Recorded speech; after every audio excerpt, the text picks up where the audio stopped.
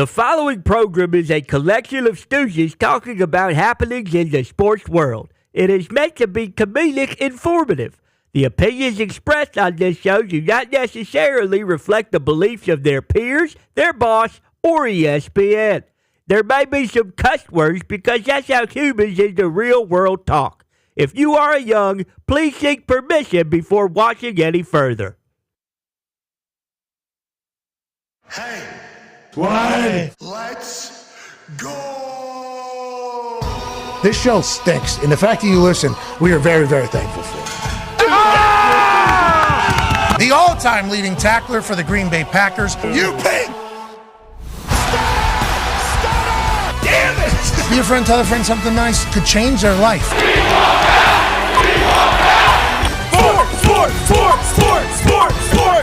Hello, beautiful people, and welcome to our humble abode, the Thunderdome, on this Draft Spectacular Eve Wednesday, April 24th, 2024. This sports program starts now. Sports! Are amazing. The NBA, the NHL are absolutely buzzing, and the NFL draft is tomorrow. We got a lot of mock drafts being released this morning. We got new rumors and tidbits being released into the world as we speak. For the next 2.5, 3 hours, we'll be able to chat about all that is great around the sports world. We'll have Michael Lombardi joining us in about 9.5 minutes. Yes. Now, we all know he's former GM and was a consultant and advisor for the New England Patriots. Wow. I think he's a 2 or 3 time Super Bowl champion. The man is obsessed with football. I'll be excited to gather his thoughts before we head into tomorrow night's Draft Spectacular. Jamal Crawford will be joining us. Yes, hell yeah. 21-year NBA vet. He's the host of The Crossover. He's also on NBA on TNT. He'll be joining us in the second hour to talk about how electrifying these NBA playoffs have been thus far. And we're only a few games in to every single series across the entire board. And then, ladies and gentlemen, joining us right now, it's not just me, obviously, it's Talks Table at Boston Connor and at Ty Schmidt's sweet shirt. Yeah, GOAT one. I actually didn't. That's this is one of the sweet. ones I've been looking for forever. Zito brought it in. He said he found it for me. I mean, I couldn't be happier. Hey, that's a good gift from Matt Viva Lazito back there. We got to go tomorrow night on the Draft Spectacular and Bill Belichick. One half of the hammer, Dahn. Cowboys 10 Diggs here, sweet hoodie. Thank you, brother. Yeah. This is the draft edition of the hoodie for the Pittsburgh Steelers. You can go get it right now in the pro shop. NFL vet, big brain, host of Everything DB, Good D, Bad D, and the NFL matchup show on ESPN The Ocho. Ladies and gentlemen, Darius J. Butler is here. Good to see you, D-Butch. Good to be here. Great to see you. And 12-year NFL corner and vet, a man who's swagged out in Bengals stuff right now. Universal signed rapper, ladies and gentlemen, Pac-Man Jones. Pac, I saw that you were loving a Mary Jane opening up for 2 Chainz in Cincinnati last Friday or Saturday. Incredible stuff. Oh, incredible. How's it been? It's been good. It's a good performance. I would rate that one probably my best performance that I've had. Here we go. Here we go. We got a couple performances coming up, right? We've been booked a couple times. Oh, yeah, we got Nashville later tonight, early in the morning. Then we got Detroit. Yeah, absolutely. For the draft. On 8 Mile. Yeah, absolutely. On Yeah. 8 Mile Road. Can't wait to hear how that goes. Excited for you to continue to, grow in a new industry. You're the man. Thank you for joining us. But joining us right now is a man who maybe have a little bit more information on a massive signing that just took place moments before we went live. Yeah. Amon-Ra St. Brown of the Detroit Lions has been paid like a #1 wide receiver and has set a new bar for maybe Brandon Aiyuk or T. Higgins or any of the other ones around town that are seeking a deal. 4 years, $77 million guaranteed is the number that we're going to be looking at. Over $120 million in the total contract. I cannot wait to hear how this came together and why none of us knew this was potentially taking place.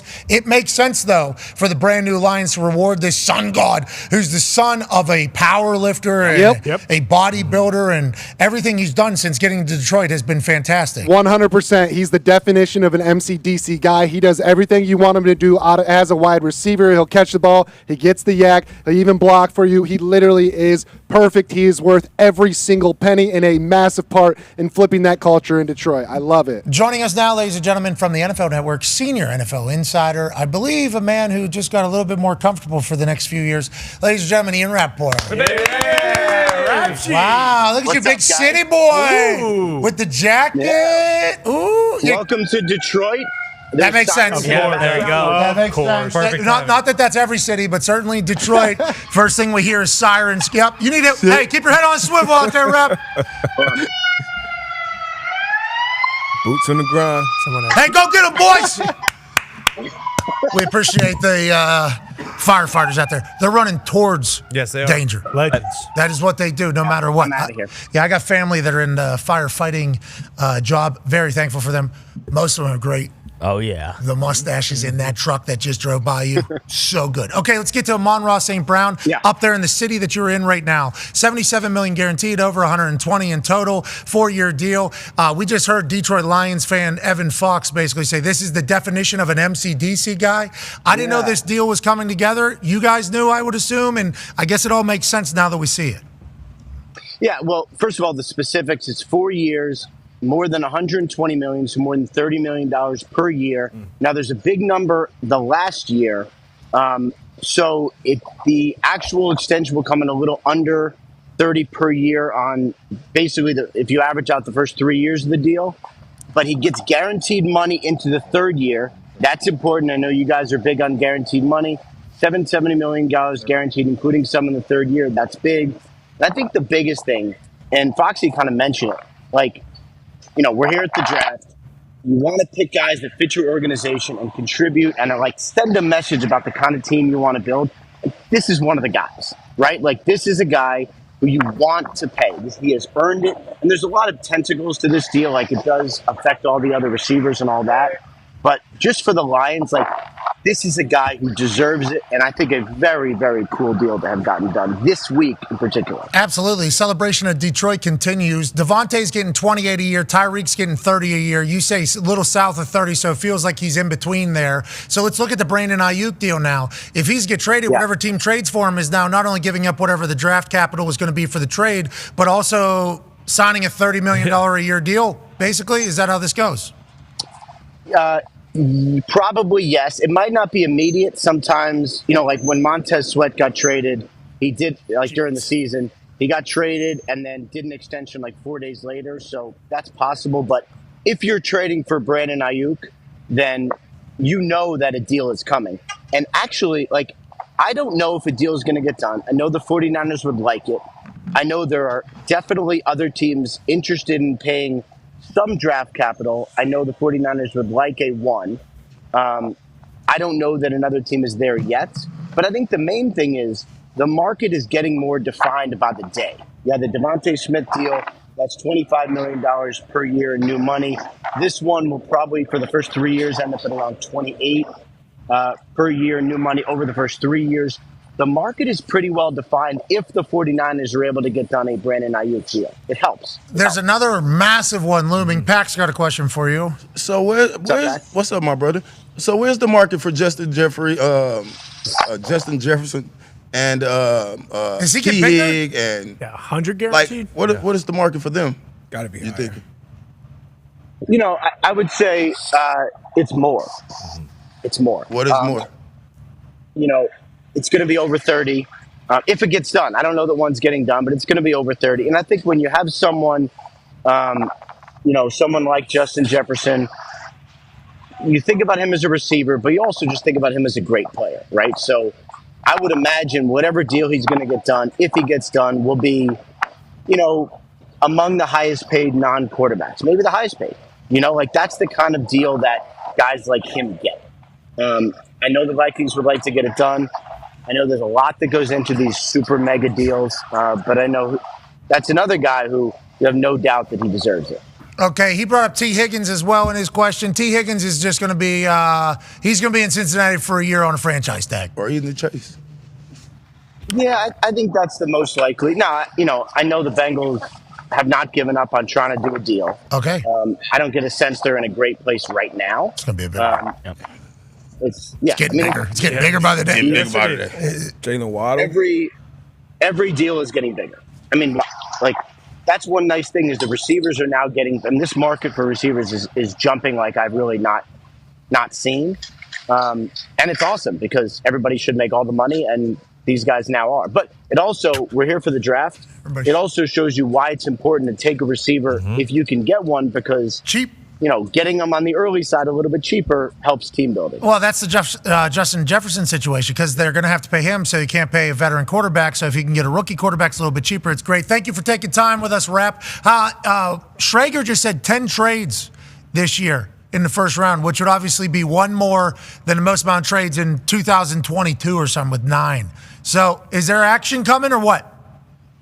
I'll take the under. Oh, he said Drake's being a little dramatic. I'm not taking anything. I'm just saying, in general, recreationally, I'm not. You understand? Oh, recreationally up there in Michigan. I think it'll be fewer, and I think there's been a lot of talks. There's been a lot of action. I don't know that we're going to see the massive run up for the quarterbacks that maybe we thought a couple days ago. Because if you're going to pay for either 2 or 3. It's going to be so much. Maybe someone does it, but I haven't gotten that sense right now. All right, you're the man. Ladies and gentlemen, Ian Rappaport. Thank you. Okay, Amon-Ra St. Brown's a dog. Absolutely. Yeah, he's not. We don't talk about him as much, though, because the MCDC conversation is always about, like, his team stuff. Yep. Yeah. And we talk about MCDC, and we talk about Jared Goff having this resurgence in the city of Detroit and the city loving him. It's not really about anything else.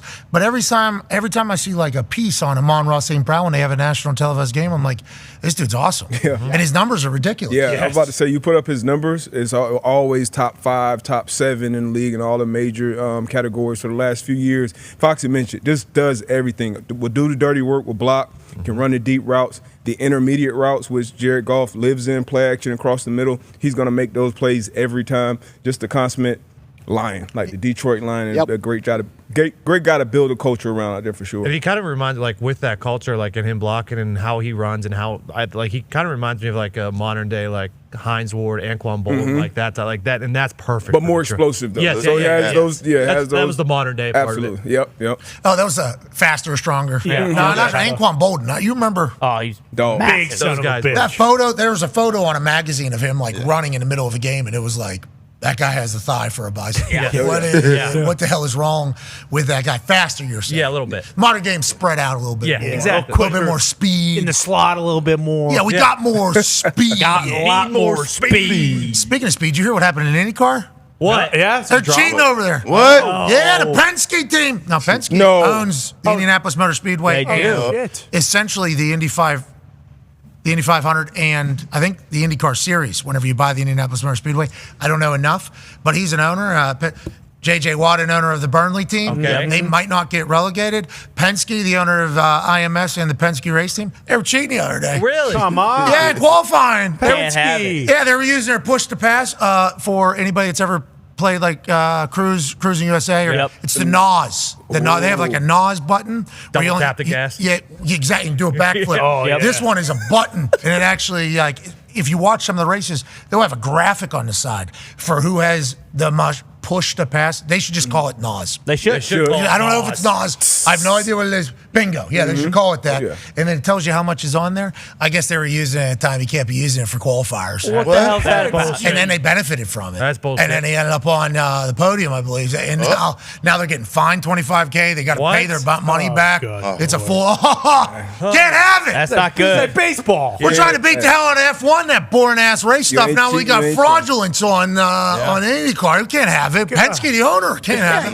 Guy who owns the Jordan Motor won. Speedway? What was that? Michael Jordan. Yeah, his car first just time won. for 2311 racing in NASCAR down in Talladega. That's the first time he's Good been. time down there. Good time. Down I saw some there. video. What I saw. Great time down there. Yeah. Jumped into my algo. Shirts optional. I like your algo. Well, you guys talking time. about the parking lot strip club in the mud? Yeah. Yes. Boom. Tarps Nailed off for the boys. Yeah. Yep. It did seem like Talladega was getting a little wild down there. It was Yeah, we real should think wild. about going down there. Talladega, naked, Yeah. out in the mud. They really were. Yes. Some of those videos were pretty wild. Dudes and chicks. Really? Yeah. It was a wild time down there in Talladega. But yeah, Michael Jordan, first time he's present for a win. Okay. So that's the first time he was able to get to victory lane, and then he told a couple of the people on the team, "Yeah, we're getting shit faced on that plane ride home. We're having a good time." How about Michael Jordan still doing it? Yeah. Live it. Still winning. That car was sick too. Good design. Logo on it, yeah. Yeah, the Jordan logo's done pretty good. Good for motorsports right now. Hopefully you guys keep coming over. Oh, Keep funny on enough, coming over. if- Keep on coming Who won over. your guys' race? Yeah. The China one. Yeah. The Chinese Grand Prix? Yeah. The China one, yeah. Who won it? Max. Who? Verstappen. Max Verstappen. Oh, Von der Stappen. And what Never would have guessed. And I mean, what did you say in the group text? I believe, if I'm quoting you correctly, It you was, said it was a great race. I said it was a great race. I don't think that's what you said, but In the racing tags, you said F1 stinks. There And is. that's because you're starting to realize, like, racing is about, people racing each other. Yeah. Isn't that crazy? Yeah. Like, Yeah. that's why when you have the nose, you're pushed to pass is the thing. It's a big part of it. Not a lot of that in the No, F1. no. It's Vanderstappen such leading a parade every single weekend. Yeah. You got China, you got Monaco, you got Miami, you got Vegas. Vanderstappen's leading a parade of really overpriced cars that don't want to rub at all. No. They At won't least do he it. ain't cheating like Penske. All right? Good Don't you? old-fashioned You don't way. know that. But if a You don't know tree that. falls in the woods, does anyone care? He's talking about nobody watching F1. Yeah. Or IndyCar? Plus, he won in China. Whoa! Well done. Tony. Joining us now, ladies and gentlemen, is a man that the entire world watches because his brain is a ridiculous one. He's been a multiple-time Super Bowl champion. He's been a general manager. He's been an advisor. He's been an author. He's been a podcast host. He still is. He's a live show host. He's been a TED talker. Yeah. This guy did a TED speech. Yeah, he did. A good one, too. Ladies and gentlemen, he's incredibly Italian. He's great on our show. Ladies and gentlemen, Michael Lombardi. What's up, gentlemen? Whoa. How we doing? How Is this- is life? Is this Vegas Mike right now? Is that where we are? This is Vegas, Mike. Yeah, here at the Beeson Studio with the Circa here, back here in the background. It's awesome. Yeah, it's show good. back We got the draft. People coming to the window, betting all these prop bets on the NFL draft. It's great. Oh, looks like we're All right, Top middle. right. Yeah. watching a little tennis. Is that a little tennis? Yeah, game? you're up there. You're all over the studio here. I'm looking here. Where? Guess out. So are you. So, yeah. Can we go full screen on Whoa. Lombo right now to make him uncomfortable in there? Hey, Lombo, is anybody else in that room with you or just you? No, it's just me. I got it all to myself because there's a break in the action here. So I kind of got it's the perfect time for me before I start my show at 1. So it's all good. Yeah. All right. Listen to all these rumors online, all these evaluations. I can't wait to watch. I can't wait to have your show on to see the great Bill Belichick here talking about. I'm excited for that. Hey. I've been in the draft room with them, and it's been fun. You're going to experience something that few have. It's like going into the Batcave. Not many people get to go in there. Yeah, we have our full draft board. Tone's going to be working the board. He's the amount of ideas that I was talking to him this morning for 45 minutes. New ideas. We got to think about this. I've been trying to do this. How about this? Yep. Okay. We need to talk about this. He has been amazing. I cannot wait to see how he navigates the night. Yeah. Because like when New England's picking, all eyes are going to be on. Oh, yeah. Exactly. How is Bill going to handle this? And I think what we're about to learn is maybe the history of the NFL in one night. Because anytime something pops up, he'll reference something from, that's like back in 91, I think, whenever they said this guy was going to be this and he turned into this. Yeah. It's like, holy shit, here we go. We're about to get a crash course, maybe a master's degree in the NFL. Let's talk about tomorrow night a little bit in the action. Rappaport just kind of deflated all of our balloons whenever Schrage said that he thinks there's going to be 10 trades in the first round. The record for trades in the first round is 9. That happened in 2022. So saying 10 is a number which would mean most ever. He might think there's 12, but he doesn't have to say 12. If he says 10, he gets it right here. This is Price is Right ruling. Rappaport said, I don't think that's the case at all. He's thinking under that. Do you think this is going to be explosive from what you're hearing and how you look at the board, or how do you think this kind of goes throughout the evening tomorrow night? Well, I think the problem with the board is there's very few defensive players. I don't think a lot of teams have a lot of defensive players graded in the first round. And so what happens is when that occurs, it's a law of supply and demand. That's what drives trade. If we don't get this guy, we're not going to get another guy. And so I think there lies the conversation. And I think the top of the draft being so unsettled, we know Minnesota's trying to trade up. The Giants have really have not denied they're trying to trade up. The Raiders, could they possibly trade up? Sure. And then you get into another layer where if we don't get this player, what are we going to do? If we don't get this corner, is there another corner we like? And because there's so few defensive players on a lot of first round grades, I think it becomes a little bit, it's hard to predict. Again, if you're asking for too much, I think at the top of the draft that the trade value chart is insignificant because there's supply and demand, right? There's more teams wanting it, so you can recoup more. When you get towards the middle of the draft where teams are willing to trade, then you'll start to see the trade value come into place. But what we do know, and Bill will talk a lot about this, is there is a line where there's only so many first rounders. Everybody thinks there's 32 first rounders. There's not.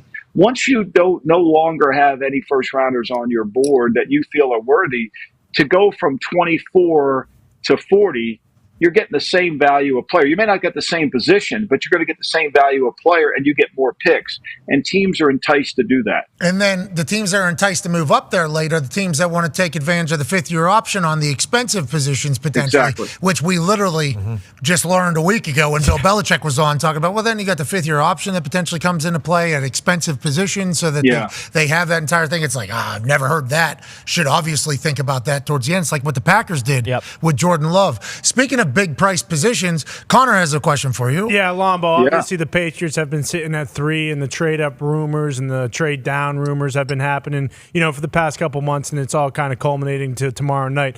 Obviously, Drake Maye seems to be the pick there. Is that what you're thinking? And then I also saw a report on the internet.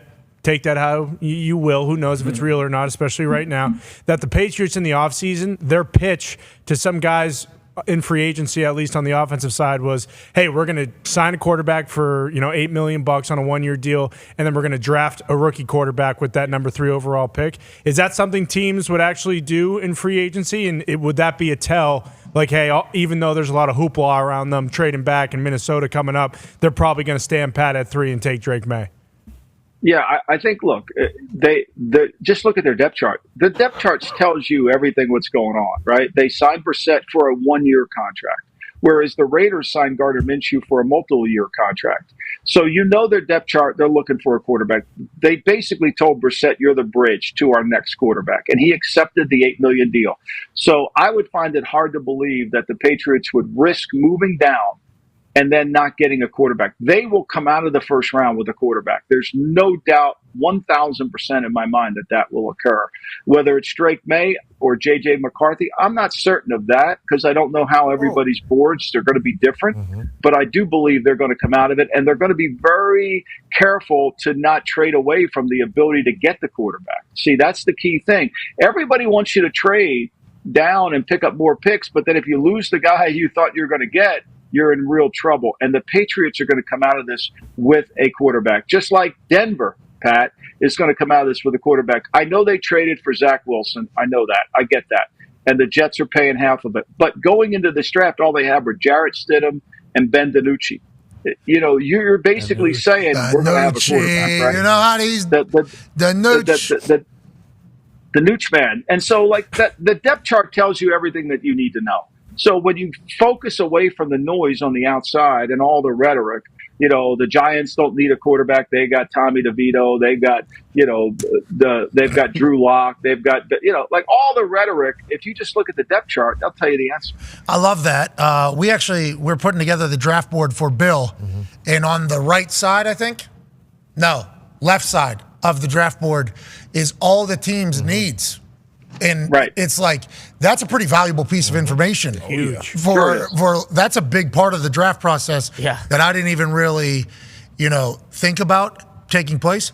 Almost as important as who's available. It's like, who do we think in front of us is going to need to take? And if it's a similar person, all of a sudden we might have to move. If not, they'll make a decision for us. If we got 2 guys tied, it's like this team is going to make a decision for us. Let's stay with the quarterbacks. You just talked about Denver. Everybody's putting Bo Nix there. So that means Ty has a question for you. Yeah, Lombo, you just mentioned it. And earlier, in the process, a lot of people were saying, hey, Michael Penix, Bo Nix, both these guys probably early day 2 guys. But now at this point, it seems like a certainty that all of these guys are going to go and maybe be gone by pick 14 or 15. Is that what you're thinking as well, is that we're going to have the run on quarterbacks early that everyone thought, but then Penix and Nix will both be gone, in the early teens? I don't know where they're going to go. I do believe there'll be 6 in the first round. And I think a lot of this has to do with the connectivity to the coach and what they see, right? I think that's really important. Let's just say that Sean Payton has really done a good job in his career of evaluating quarterbacks. When he was with Bill Parcells in Dallas, he wanted Tony Romo. They signed him as a college free agent. Now, if they would have picked Tony Romo in the first round, Mad Mel would have come out, right? Yeah. You would have been doing that Mel. Oh my God, but he was worthy of a first round pick the way he played his career. See, we get so caught up in where we pick them as opposed to how they play. And that's usually part of the coverage on Thursday. It really matters how they play. And some of these teams see some things in the quarterbacks that they can make them better players. Remember, Sean Payton wanted to draft Pat Mahomes. He lost out. Think about how the league would have been dramatically different had the Saints made that trade and not the Chiefs. And I don't think if Sean likes a quarterback, and I don't know if he likes Bo Nix or not, I have no idea. But if he likes one, you got to believe he likes him for a reason. He's going to develop him. And I think that's what people see in some of these guys, that why they're prompted to do it. And the guy at home doesn't believe that these guys are first rounders, but the coach coaching them can get the most out of them. Remember, it's how they play, not where we pick them. No, because we judge the draft success the day after the draft. Yeah, right away. That is, Of course you do. Yeah, of course. I'll give you a perfect example. I'll get the 49ers Certainly. 2022 draft, okay? They got an A- in that draft, okay? They got an A- in the draft. Now, that A- is actually the correct grade for all the wrong reasons. They blew every pick from 1 to 6 was not the right pick.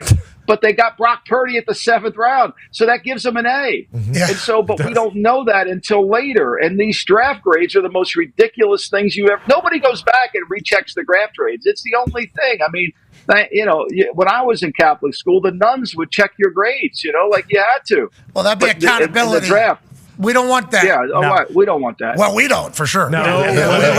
We would certainly like that to continue as we do some predicting of stuff. But, I assume the reason why they got the A- the day after that draft wasn't because of Brock Purdy. Definitely not. Brock Purdy was not even it had mentioned nothing to do with Purdy. in the A-. But now here we are. And now here we are 3 years later. It's like the only reason you snuck out of that draft is because of the one you didn't even talk about. It's a fascinating business that we are certainly a part of. That's why for tomorrow night, we can't wait just to stir it up. I can't wait for Bill because he's going to do a breakdown pretty much every player drafted. Film. Oh, yeah, it would be great. He teamed up with NFL. And he's watched every player. What people don't realize is, he's written notes of. The best thing is you're going to have, when that Mac used to come out and we were in meetings in New England and that Mac was in the meeting, the MacBook, that Pro that he uses, that he writes all the notes in, you're in for a long-ass meeting. Every call is and I love every single moment. It's like talking ball is awesome. I'm getting a chance to talk ball with Bill Belichick. Yeah.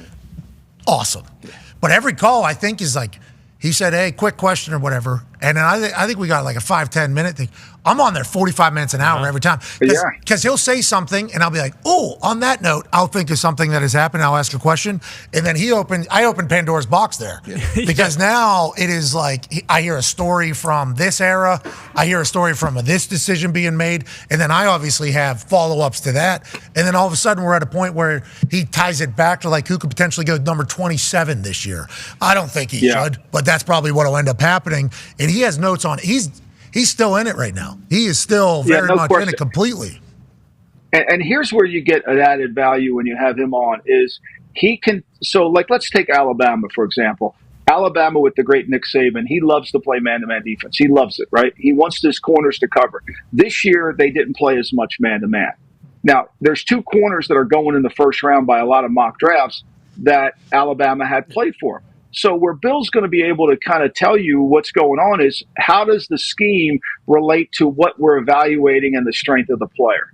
So if you take Arnold or you take Kool-Aid in the first round, are you really getting a true shutdown man-to-man corner? Because Nick Saban, one of the greatest defensive back coaches and one of the greatest head coaches in college football, he wants to play a lot of man. But yet when he was playing with these guys, they played less man. Okay, so what happens to often, and where Bill will give you guys insight, is the tape, the scheme will tell you what they think of the player. Wait until you see this tape. Wait until you see this tape, Lombo, that he's put together with NFL Films. I don't know how many hours NFL Films has been grinding away on these, but it is. We got spotlights. We got this. Who they're playing against too is another NFL type person. So we got a good play. It's important because level of competition is the most important thing in evaluating college. When you're going to hear tomorrow on Thursday, I watched 77 tapes on this player. Well, you wasted your time because it only matters. It's the right tape. Okay. I'm not watching a player play against Drake. I'm watching the player play against NFL players. That's why the Senior Bowl. Al Davis watched the Senior Bowl until it was brutal. We watched it's all we did. Because it was the level of comp that was so important. And that's really what matters. All these guys that come out there and say, I watched 77 tapes on this guy. Well, you just wasted your time because watching him against, some small school, and I hate to criticize the school, it's not relevant. Yeah, we'll go irrelevant university. Yeah. Great education. IU. Great name. Don't you say that about Indiana. I do, if you Don't will. you say that about Indiana. If you will. Don't you Kurt Signetti's there. He's turning it around. Yeah. I mean, the women's basketball team, for sure. Everything else, I don't know about it. All right, we'll see. They got NIL money coming. But to your point of what you're saying, whenever somebody tells us that they watch every single play this person have, we say, well, you seem like a person who manages your time inefficiently, is what we should immediately say. But what Bill is, this film that they put together, we're literally just seeing it. I saw like an example of what it could be like 2 weeks ago, and then like maybe another half of one. We could also do it this way. It's like, let's go with this way. It seems to be easier. They're like, we're thinking the same thing. And we haven't really seen them until yesterday. We got 25 of these files yesterday. Oh, yeah. It's awesome. It is so awesome. In like the way he's going to basically lay it out. Like, hey, here's good. Here's also potential, in showing plays. And then why the team, I mean, we're going to make society smarter. So pumped. Oh, yeah. Nobody ever says that about us. No. Nobody ever. That's not true. That's not true. Well, we'll see. Darius has a question to you about the politics of the game. Yeah, quarterback, especially. You mentioned how people get caught up on where they're drafted, not necessarily how they're playing. I know fan bases do. And owners, how do the conversations go from the ownership groups when you draft a guy first, second, third overall? Maybe you have a bridge guy in there playing decent, maybe you will. Like, how do those conversations come down from the top? Like, hey, we just invested however many dollars in this guy. Let's get him in there and play him as soon as possible. Yeah, well, there's always that pressure, Darius, from the owner. He wants to play the rookie, and certainly they do. And I think ultimately it's really not as much about money. It's about we got to make sure we showed the public that we were right with the pick. I think that's the key thing, right? I think that's what Tennessee's doing right now. Tennessee wants to show everybody they were right with trading up to get Will Levis. And we don't know the answer to that yet. We don't know that. They believe they're right, and that's why everybody thinks they're going to take an offensive lineman in the first round. I think they'll take a wide receiver because they're doing everything to make Will Levis a better player. And I think that comes from the ownership. Let's do everything in our power to do that. I think the Eagles did that this offseason when they signed Saquon Barkley. They said to themselves, look, we have to help Hurts become a better player. And when we do, he can be elite. But when we don't, he's not the same guy. I think that's why the Barkley signing came in play. So a lot of that pressure from the ownership is part of this thing about drafting a quarterback is what does the team look like after we pick them? See, no one says this in drafting, and I think this is a critical component. You have to ask yourself the question, what has to be right for this pick to be correct? So what that means is, what do we have to have perfectly aligned to make this a correct pick? Brock Purdy goes to San Francisco. It was perfectly aligned, and then he became a good pick. Some guys go to schools, some guys go to teams that just aren't perfectly aligned, and they get all messed up and their careers fall short. And then they go into the cycle. I think that's got to be the second thing. And then they go into the cycle. That's really the question the owner should be asking. It's not who are we picking, is what are we going to do with the player to develop the player within the system. That's the critical component of all draft picks. Well, don't all scouts, they see the greatness, and then the coaches, if they don't pull it out of them, it's the coach's fault. Scouts, we found that. Yeah. That's the internal problem that goes on, coaches and scouting. It's like, okay, the guy's got great potential, but he doesn't play to it. Well, there's a reason he doesn't play to it. Well, and you've got to figure it out. These then coaches it becomes suck. the coach's fault. Yeah. But it's not all the coach's fault, right? It's not always that. And I'm a personnel guy. And I think sometimes you practice coaching. I mean, that's what happened to us at the Raiders all the time. We would keep coaching guys. We call them guys on scholarship because he wanted to keep them there because they ran fast, when in reality they couldn't play. Okay, let's talk about people who couldn't play or who could play. Hembo sent me an interesting stat today, and it's actually a graph. It's last 20 years, first-round draft picks, whether it was a success or a failure at each position. They would consider a success a second contract with the team. A miss would be doesn't end up with it. Boom, there it is right there. So at the very top of that, center, O-tackle, guard. Okay, offensive line has the highest percentage of hit rate. Now, guard is at 50% because sometimes a guard is a center that you thought you could move to a guard, and let alone that whole conversation. But whenever you look at all the other positions, it truly is a roll of the dice on whether or not it's going to work out. Now, some of these guys might have went to another team and end up having great success, and what are the outliers in that whole thing? But what the success rate and the hit rate on the first round of the draft is versus what public perception is every single year when the draft comes, vastly different. There's a lot more busts than there are can't Canton Hall of Fame busts happening in each first round. And to that point, Pac-Man's got a question for you. Speaking of that, looking at that graphic right there, this is a deep offensive line draft right here. Do you think it's over or under 6 linemen get drafted? I think it's over, Pac-Man. I think it is. And I think that graph is really important, right? All we talk about Feels like all it's the up to safest, doesn't it? Feels like it's the safest. And you get a solid starter at cheaper money than it costs in the open market. It's like today, Amon-Ra St. Brown signed a huge contract, okay? Maybe the highest paid receiver in football. All right, he was drafted in the 4th round. Tyreek Hill was drafted in the 5th round. Cooper Kupp was drafted in the 3rd round. Now, Justin Jefferson was the 5th receiver picked in the receiver draft, okay? And yet all we talk about is drafting. You got to draft these receivers. You got to draft these receivers when it's the hardest position for scouts and personnel people to evaluate. Why is that? Well, it's because there's no press coverage in college. You don't see the guys separate. And you know, Pac-Man, from playing corner and Darius, that those guys that can't get away from press don't play. And if they can't separate the top of route, they can't play. But yet all we talk about is drafting these receivers. See, the hardest position to evaluate in sport in football is ones where you can't see the player play the pro game. And that's why the dual player, the tight end, you don't see him block, but you take him as a receiver. Well, if he's only a great receiver if he can beat a linebacker if they have a linebacker on the field. He's only a great receiver if he can beat a nickel corner. Then all of a sudden there's no value in that. You gain no advantage. And so the dual position, run, catch, block, run, those are the hard ones to evaluate. And that's why that graph is there. And that's why Walsh said long ago that wide receiver is the last position you fix on your team until the rest of the team is done. But in today's world, everybody wants more skill. Everybody, we got to get more. Meanwhile, nobody's paying attention to the league that the highest paid receivers are getting drafted in the second and the 3rd day. Yeah, and there's another big contract coming in that wide receiver department. Go ahead, Ty. Yeah, Lombo, in terms of Brandon Aiyuk, we heard John Lynch basically say, hey, out of respect to him, I'm not going to talk about this, but we've been working on a contract. We want him to be a Niner for life. But the more we're hearing, Daniel Jeremiah said this morning, all the calls he's getting, he's hearing, hey, Colts, Jags, maybe 2 teams to look at for trading for Aiyuk.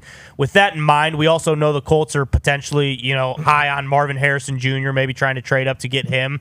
But if that doesn't happen, can you see a situation where we see Brandon Aiyuk get moved tomorrow to maybe a team like the Colts or the Jags after losing Calvin Ridley? Well, I think this. Here's what nobody wants to talk about, is when you trade Aiyuk, you're trading him for a player. Okay? Let's go back in time. The 49ers made a decision that they had 2 really great defensive tackles, Armstead and DeForest Buckner. They weren't going to sign Buckner to an extension, so they traded him to the Colts. Great trade for the Colts. Great, thank you. And they picked Kinlaw. To replace him. So they got 5 years and a cheaper player, and they hoped they got the same player. They didn't. It failed. So now if you trade Aiyuk to say you trade him to the Colts, okay? What receiver are you going to get that's better than Aiyuk at the 12th pick or 15th pick of the draft? You got to put a name there. You've got to put a name in that group, right? You have to put a name that you could say this guy's better than or equal to, but we're getting a cheaper contract. I don't think you could say that in this draft. Once the 3 receivers go, then you've got a lot of other question marks, and you're better off trading down and getting more of them like Green Bay has done. Like, for example, Christian Watson's picked in the 2nd round. Drake London got picked in the same draft in the 1st round. The Packers wouldn't trade Watson for London. He's a better player. So you have to take a look at that. And that's where the 49ers have to make that decision. Like, if we trade Brandon Aiyuk, we have to get a player equal to or better than. And how is that in this draft? Because all draft picks have names attached to them. They're just not out there as ones. They become a name and they become a player. Who's that player going to be as good as him? I think that's where Lynch is in a problem, because he knows he can't replace him in this draft with a player. Well, I think the good news is, though, he might be an Indianapolis Colt. Bad news is Amon-Ra St. Brown just signed for nearly $30 million a year. So that's immediately what you're going to have to go if you want to. Well, you're going to have to pay him, right? Look, they got Debo that pay a ton of money to you. If you want to pay him, maybe they decide to trade Debo. I don't know. They're going to have to do something. Now, here's the advantage they have. I didn't even think about they have a quarterback on a rookie contract.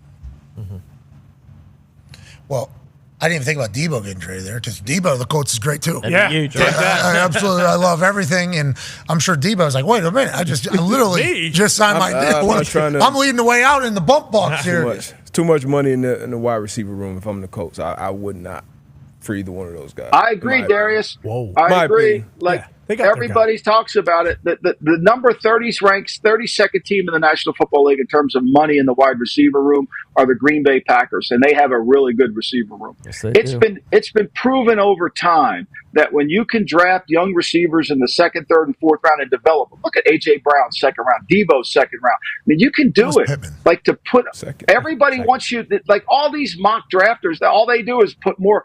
This is the first day Belichick walked into the Cleveland Browns in 1991. You can ask him this story. And he looked at our draft board and he saw 77 receivers up there on the draft board. He almost had a heart. I mean, you're telling me that all these guys are going to play wide receiver? I mean, it was that day forward, the board got wiped out. That day forward, it never looked the same. Never looked the same. It's a crazy game, though, because it's like the top ones are game changers. Yeah. Like Tyreek Hill. If you can get Tyreek Hill on your team, you're going to pay Fifth-round pick. Yeah, fifth-round pick, but I'm saying they're paying him right now. He's getting $30 Have to pay him. Look, I'm all for paying them. What I'm not all for is taking the risk of drafting them when they're not number one receivers. I would draft them second, third, and fourth. I'm all for that. I'm just not, especially when you put that chart up when there's a 27% chance of hitting. Like you're taking the position that has the most risk to it. Plus the other thing, are you sure we're getting a number one receiver?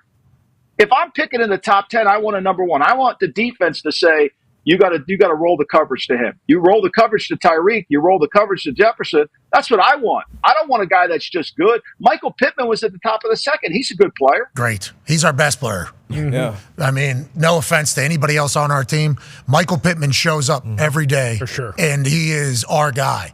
And he doesn't say a word, a peep. Nope. He is just, he's working.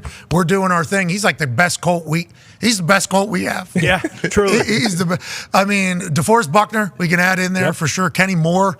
I mean, since, the whole contract thing happened, he's been phenomenal. But Michael Pittman Jr. is like our dude. He's in the second round. So what you're saying is, why are we wasting a top 10 pick if he's not our number one guy? If he's going to be a number two guy, we might be able to find a number two guy. That's right. And three or four potentially in here.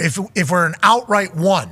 If it's game wrecker, game focus, we spend top 10, top 20 pick on that. But you can get an offensive lineman up there that they won't be in the second or third round because of size, things like that. And they're great. They're explosive players. They definitely can change the game, but they are also a position you can take out of a game. You can roll the cover. Think about Bill. Like, hey, let me put my second best corner on him and put a safety over the top and then force you to beat me with that wide receiver 2 or 3 guy. And if you look even historically, like the game's the best receivers of all time, a lot of them don't have chips. Great players, but a lot of you look at the top probably 8 all time, over half of them probably don't have a chip. And that position, like you want your quarterback, you want the running back. Like we need Richardson to be our best coach. We need Jonathan Taylor to be our best coach. Like I love Pittman, but when the rubber really meets the road, those guys can be taken out. If you were to speak to the people from the Caucasus Mountains, chip would be a championship? Yes. Okay. Yeah. Just to make sure. We didn't know it was chip on shoulder. Yeah, Or right. potato chip. Or potato chip or, chip blocks. Chip block, Yep. Yeah. Talking about championship. Chip a person. Yeah. And everybody's trying to get a championship. And that's the goal of the draft is to add a couple pieces to your team that can lead you to the championship. That number 3 overall pick is a massive conversation, but the number 2 overall pick was a huge piece of conversation there for a bit. Seemingly had like a week and a half where it was the hot thing to talk about. Connor's got a question for you, Lombo. Yeah, Lombo, the Commanders did their top 30 visit at Topgolf, and I'm not sure if you saw that or heard anything about it, I but did, yeah. future New England Patriots quarterback Drake Maye actually talked about it on a podcast, and this is what he had to say. How did you view the Commanders Topgolf? That whole thing. I actually thought it was Blocked out what happened. it was one of the cool visits I've been on. I think we always kind of different places you go and see, kind of a steak dinner spot, and just you're surrounded with the head coach and GM and quarterback coaches, and then the Commanders took an approach of all of us being together and seeing how we interact and getting a chance to swing the golf club a little bit. I enjoyed it. Be around the other guys. I got to meet a lot of different guys throughout the process, and a lot of guys I saw in high school recruiting. I remember Marius Mims. I tried to get him committed to Alabama when I was committed there in high school. Again, full circle. I knew JJ well, and seeing Jaden and those guys was I think it was a really cool experience for me. I think we all got our separate time with the coaches when we need to. It's not like we didn't do any of that. But Top Golf was just a way for us to get out and do something fun the evening before. So, were you the best golfer there? I like to say I was. I think I had the best swing, so I think I was hitting it pretty good. So, but JJ McCarthy was hitting it well as well. Yeah, okay, good. Paul was hitting it well. The Iowa tight end, he was hitting it pretty good. So, but you thought it was just a good, different experience to kind of meet the guys. Yeah, something that it changed it up. I thought it was pretty sweet. Host hair's great. Yeah, unbelievable. And Drake Maye, I mean, the deep voice, the smile. I mean, what can you say? He's clearly the guy. Yeah, no doubt about it. But Lombo, when you were in buildings, is this something? He's not there, is he? Did Lombo just? We just lost him. Okay. Okay. Ladies and gentlemen, we have lost Lombo. Yeah. No. Live in a sports book. That's Vegas, baby. That is Vegas, baby. Sometimes you just lose guys. He's got Circa behind him. He said Circa is the big one, right? Yes, that's the one with the outdoor Stadium pool. swim. Yes. Ooh. That thing looks so sweet. Every once in a while, we'll get like a picture from somebody that's there, and they'll have our show on what appears to be a TV that's about 80 yards wide. Yes. And I always think to myself, should not be that big ever anywhere, but also that's a sweet place to be on a TV. So good for Circa. I almost said for killing it. But speaking of killing it, a man lost his service. He has gained it again. Ladies and gentlemen, Michael Lombardi. There he is. So, Lombo, you saw that whole video, and Connor basically added it with his voice, his smile. He's got a perfect golf swing. He's seemingly the guy going to New England, so Connor's all jacked up at 3. But what are your thoughts on the entire Commander's visit and the hubbub that ended up surrounding it afterwards, Lombo? Well, I think it's, you always want to put players in a position to see their true level of competition and how they interact. One of the things we did in Cleveland, and because of the great Gil Brandt, who this will be the first draft, the Dallas Cowboys former vice president, won't be with us. And we would send somebody to the Biltmore Hotel. Actually, Jim Schwartz one year went down there, and it was the Playboy All-American picture taking session. And all these players came in from all over the country to kind of mingle around, and they would play all different games down there. And Schwartz never wore anything that said Cleveland Browns or that he was an NFL executive. He just observed. I still have his notes. And it's incredible to watch the players compete in those settings, which then tells you how competitive they'll be in your setting. And when they know no one's watching them, the true player comes out, right? They're not putting on an act for you. And I think that's what the Washington team was trying to do, is to see how they interact, how they help their teammates. Are they team friendly? Are they team worthwhile? And what their level of competition is, even though the game is different than the one they're going to play. So it kind of can be a little bit revealing, and you take notes on it, because when they feel like they're being interviewed, you get interviewed answers, because they're all prepped to give you that. They go to these prep things, and everybody trains them on how to give an answer. Whereas if you could put them in an unnatural setting, you can probably see some of their true characteristics come out. I think we probably assume Jaden Daniels can't golf for shit. Yes. If I couldn't golf, you put me in a top golf. And you got Drake Maye, J.J. McCarthy. Hitting they're clearing the net. Yeah, JJ's a hockey guy. Drake been golfing his whole life. So good opportunity to go grab a golf ball and throw it in the hole then. If you can't hit it with the club, go pick it up with your hand. No, there's so many different ways. Not with his elbow. Because you think about if he gets better. He needs to watch it how small it is. But if at the beginning he has no idea, and he watches a couple and he gets good, it's like, okay, this guy, quick learner. There's a way you can kind of utilize any situation to your benefit, of course. But if you get dropped in there and you're watching JJ and Drake just smoke balls, and then you step up in front of 20, your turn, 8 people, let alone top it right into the board. You top one, you're done for. Boom, boom, and then you go grab it. You fall into the net. You fall into the net, Lombo. What if Jaden Daniels? What you want there as an executive, what you want to see is focus and concentration on the next, because that's really what. Forget the result. The result's insignificant because obviously, but you want to see his determination and his focus, because if he wants to compete with his fellow guy. That's really important. That's important. What I can show you. I mean, when Schwartz went down there, Ray Lewis was the most competitive person, and he organized everybody. And he wrote it back. And so you could see how they handle it in that environment, and it's really good. I love that. I like seeing people be humans. Now, Jaden Daniels' agent had a little emoji off. Yes, he said one of these, and I never heard of 20 people going to one visit. before. I didn't really know about these visits because I was never chatted about being in the first round and never really paid attention to it much. I saw Andrew in the building and things like that, but I didn't think about it as much until I got into this particular world of the entire thing. And it's like, I wouldn't mind seeing them in a group. You know, you got a dude from Iowa right there. Yep. You got Jaden Daniels, who's, been to Arizona State and LSU. You got Drake Maye, who's just Southern. Yeah. You got a lot of different people probably in there. Yeah. How do they all get along? Who likes who? Like, are people likable? Because that's a massive piece of the pie of being a great NFL player is like, can you fit into a locker room? How's that going to go? And I know it's one night, it's at Topgolf, and it might be uncomfortable, but I immediately upon hearing it, I thought you could probably see who's probably going to be a good locker room person and who's not, who's clicking up together, how's that going, who I think you could pick that stuff up. It makes sense if it works for them, and if it doesn't, nobody will ever do this again.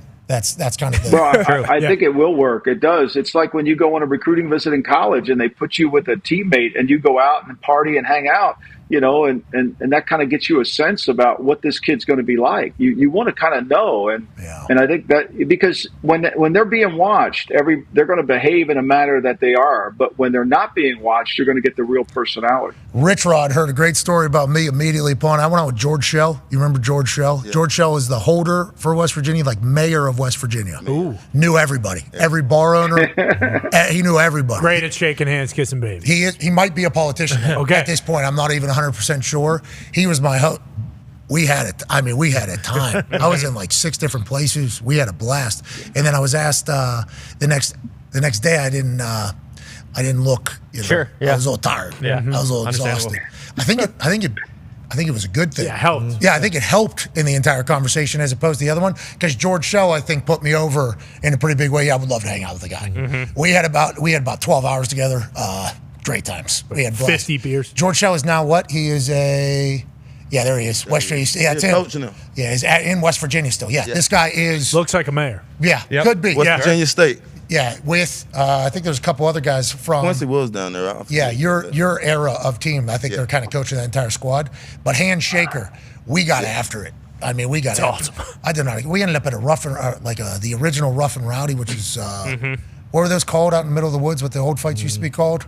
I don't know. We had a time though. It was a blast, and I couldn't wait to get there. I think that's good. You want to see those guys. That's how a lot of the college visits were. You usually come with kind of corners or the whatever groups. Even my top 30 visits were similar. Like you go there with the guys who are probably going to be first or second round picks, just to see how everybody interacts. And you can tell who sucks, I think. Yeah, and it was a little different before because now I feel like these guys know each other a lot more with all the camps and social media and different things. Like back in 2009, like the first time, I saw, Vontae, God rest his soul, Malcolm Jenkins, these guys was like the combine. You kind of eyeing each other down, looking them up and down, and you're obviously interacting. Even in that competitive state, you're still, encouraging each other, rooting each other on, calling it up, all that type of shit. So at that point, to Lombo's point, all of that stuff is being watched. Topgolf. What's a good spot? Yeah, perfect for it. Because you got a lot of privacy. You get a couple of them bays. Oh, yeah. You lock down a couple of them bays. You got a whole side. You got people bringing food. You're kind of... I mean, there is a sport competition, and even if you suck, there's some things you can do to like run up the numbers a little bit. It's not a bad concept. I hope it works. Yeah. I hope this becomes the new norm, because then we'll start hearing like some stories out of these things about who's real, who's a good teammate, who's not a good teammate. Because I think the chemistry in a locker room doesn't get looked at as highly as it should be whenever it comes to building a team. And if you bring in a piece of trash. That piece of trash is going to expose the other potential pieces of trash. And then all of a sudden you got a shitty locker room. And if the locker room doesn't get along, you're never going to be worth a shit, I think, personally. That's why the Bears let their teammates go out with Caleb Williams. They wanted to see what his connectivity is to the team. His ability to play quarterback really isn't something that anybody's concerned about. It's what is his connectivity to the team. And at the most important position, the team has to like the starting quarterback. The team has to feel like they're going to play at a higher level for him. Isn't that so real? That doesn't get talked about. That is really, so real. That is real. When Jalen Hurts was sitting by himself on the side of the bench this year, it was affecting the team. When Kyler Murray did the same thing, it affects the team. The quarterback has to bring the team together. And if you don't have that, all of a sudden you really don't have the talent that the player brings to the table. It's not just quarterback, though, either. It's not just quarterback either. If you have a couple other positions that have, just negative energies. It's like this is not going to be good. The teams that win like each other. I will say that. Last question here from Tone Diggs, Lombardi. Yeah, I have a question about the draft process. So we heard from Bean and we've heard from Coach Belichick and you that there's not 32 first-round grades for these guys. Okay, in this draft there might be 16 to 20. So for those teams that are sitting 20 to 25, let's say the Steelers are sitting at 20. Okay, if there's a run, they need tackle and they need center. Okay. If there's a run on all the tackles and all the tackles are gone that they like and there's no center that's worth first-round grade at 20, how do you know if you be aggressive and trade up to, say, get one of those tackles, or you are sitting there at 20 and there's not a guy that you have a first-round grade in and you trade back? How do you know at what point in the draft on Thursday will they know, hey, we need to move up and get a tackle potentially, or we can move back and maybe get a center later on that's more to the value of that position? Well, I think they'll know right when the Chargers pick what the Chargers do. If they take offensive linemen and there goes to be a run on them, if Tennessee doesn't take one, they'll have a sense. They'll know really by the 8th, 9th, or 10th pick in the draft what they need to do when they can sense the run based on, as you have on the side of your board, those team needs, right? And so they can pretty much get a fairly good indication. And Omar Khan will be able to say, let's trade up to get this guy. It only cost us X amount. Again, we're back to the value chart to make sure we get that guy. And I think that's what they do. They did it last year with Bill, with Jones, the Georgia tackle. So you kind of know it. Now, if they get to 20, when you get to 20 and there's no one left, then you no longer are looking at a position. You're looking at what's the best player on the board, what can give us the most value. And if we trade back, you don't worry about what position. You know you're going to be in a cluster of players. And this is where the horizontal board comes in, is you're in a cluster of players that determines what you pick. We got the verticality and the horizontalness know what you're saying. of the draft board with the magnet. I mean, that'll be displayed It'll be great. 7:30 Eastern tomorrow night. The kickoff to the Draft Spectacular, hosted by Bill Belichick. He'll be hosting it alongside me and Tone Diggs, I believe. 30 minutes. We'll be talking about everything that's probably going to happen throughout the draft. And then special surprise guest. Making his first of 3 appearances throughout the evening. Okay. Is Mad Mel going to be there too? I'd like to see some Mad Mel. Yeah, who's that? Lombo, look at the graphic, Lombo. Jeez. Right there. That's what I thought I saw over there in the corner. I thought I saw Mad Mel over there, yeah. All right, I appreciate the hell out of you. Good luck on VSiN. Thanks, guys. Thank Good luck. Ladies and gentlemen, Michael Lombardi. All right, I love whenever he comes on. Just so much chatting. Also, he was prepping us for what tomorrow's going to be. Yeah. As he was saying some things, I'm like, I hadn't expected that or thought about that. Tomorrow's going to be awesome. Yeah. So pumped. It's going to be like appointment television. Oh, yeah. I think so. But it's on the internet. Correct. And Facebook. And also, we're still going to be there, so there's going to be a lot of assholery. Yeah, of course. It's that people are going to have to sift through to get to the good stuff. But hey, welcome to the program. Welcome to the program. You got to sift through the shit to get to the good stuff. It's in there, though. Yeah. You just got to get through a lot of stuff. And we appreciate you for doing that. We also appreciate the hell out of Dick's Sporting Goods. Hell, we do. Dick's House of Sport. I don't know if you've seen J.J. Watt's big handsome ass pop up on the screen or whatever. You need to take a trip to Dick's House of Sport, okay? Yes, Dick's from back in the day is now like a... it's like a museum of sport almost. Yeah. Yep. You can participate, you can golf, you can box, you can climb walls, you can hit baseballs. I mean, it is a fun time, and they got everything you possibly need. Shout out to Dick's. Hour 2 is on the other side. AJ Hawk will join us, Jamal Crawford will join us, and hopefully you will as well. Be a friend, tell a friend something nice. It might change their life. See you in 3. And we are in a conference room in a hotel that is the home of the annual league meeting. It is wonderful down here in Florida. Jim Harbaugh was showcasing to me why he doesn't like the hip drop tackle. He was actually wrapping his massive arms around me and then saying, this is what we're trying to get out. Jim Harbaugh's rules, this is his business card that he gave me. Jim Harbaugh's rules to live by.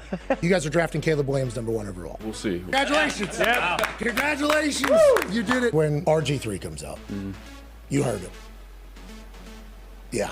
Okay. I think accuracy, is the #1 trait that NFL quarterbacks need to have. So Penix. Ooh, okay. I think accuracy is the #1 trait that Didn't say no. Oh! Easy, K. Don't give it anything up. Hey, you got a lot of leverage right now. I'm not sure if you know this or not, but you guys are taking wide receiver in the first round, is what I'm being told, and everyone. Hey, congratulations for doing that. Good class for it. Way to go. Just the first round? Whoa. Got 11 picks. I thought the most impressive thing about it was a lot of people had the sense that this was going to happen, and not one person uttered it. It was a completely respect-driven thing for Aaron to let him do it the way he needed to and wanted to, because he deserved that. Obviously, I had nothing to do with the offense, but I made sure I had a conversation with Jameis every day, just for myself. It was like self-motivation. Are you a bobcat or a deer girl? Boom. Okay. That's good news. Nothing sounds like a deer, guys. 1, 2, 3, all locked, do you think? I don't know that yet. Ooh. No. Who could jump up there? Who could pack it? Caleb Williams, I agree with it, 1. Okay. My guess would be Jaden Daniels at 2. And 3, there has been a lot of Drake May conversation. Here's the thing. These things, Shafty. Sounds like you know more than what you're leading on right now. Do I think they'll ultimately stay and make the pick at 3? My guess would be yes. Fucking thank God, Jesus Christ. If it's going to cause you that much agita, I'm going to definitely see if I can find out some more stuff that will give you more heart palpitations. Oh, Shafty! You don't need to be a prick. I just want a quarterback so I can root for football again. Feels like that's probably the case. Conman's got a question for you. Yeah, Shefty. Excuse me. Oh, no. What? I am so. So sorry. You know what? That's okay. I don't hold it against you. Can you kick one of those shoes up here? It says rap sheet. Oh, get your kids on there too. That's pretty sweet. We went to Venice and they had an artist draw it on it. In Italy? Ladies and gentlemen, Mark Caboli.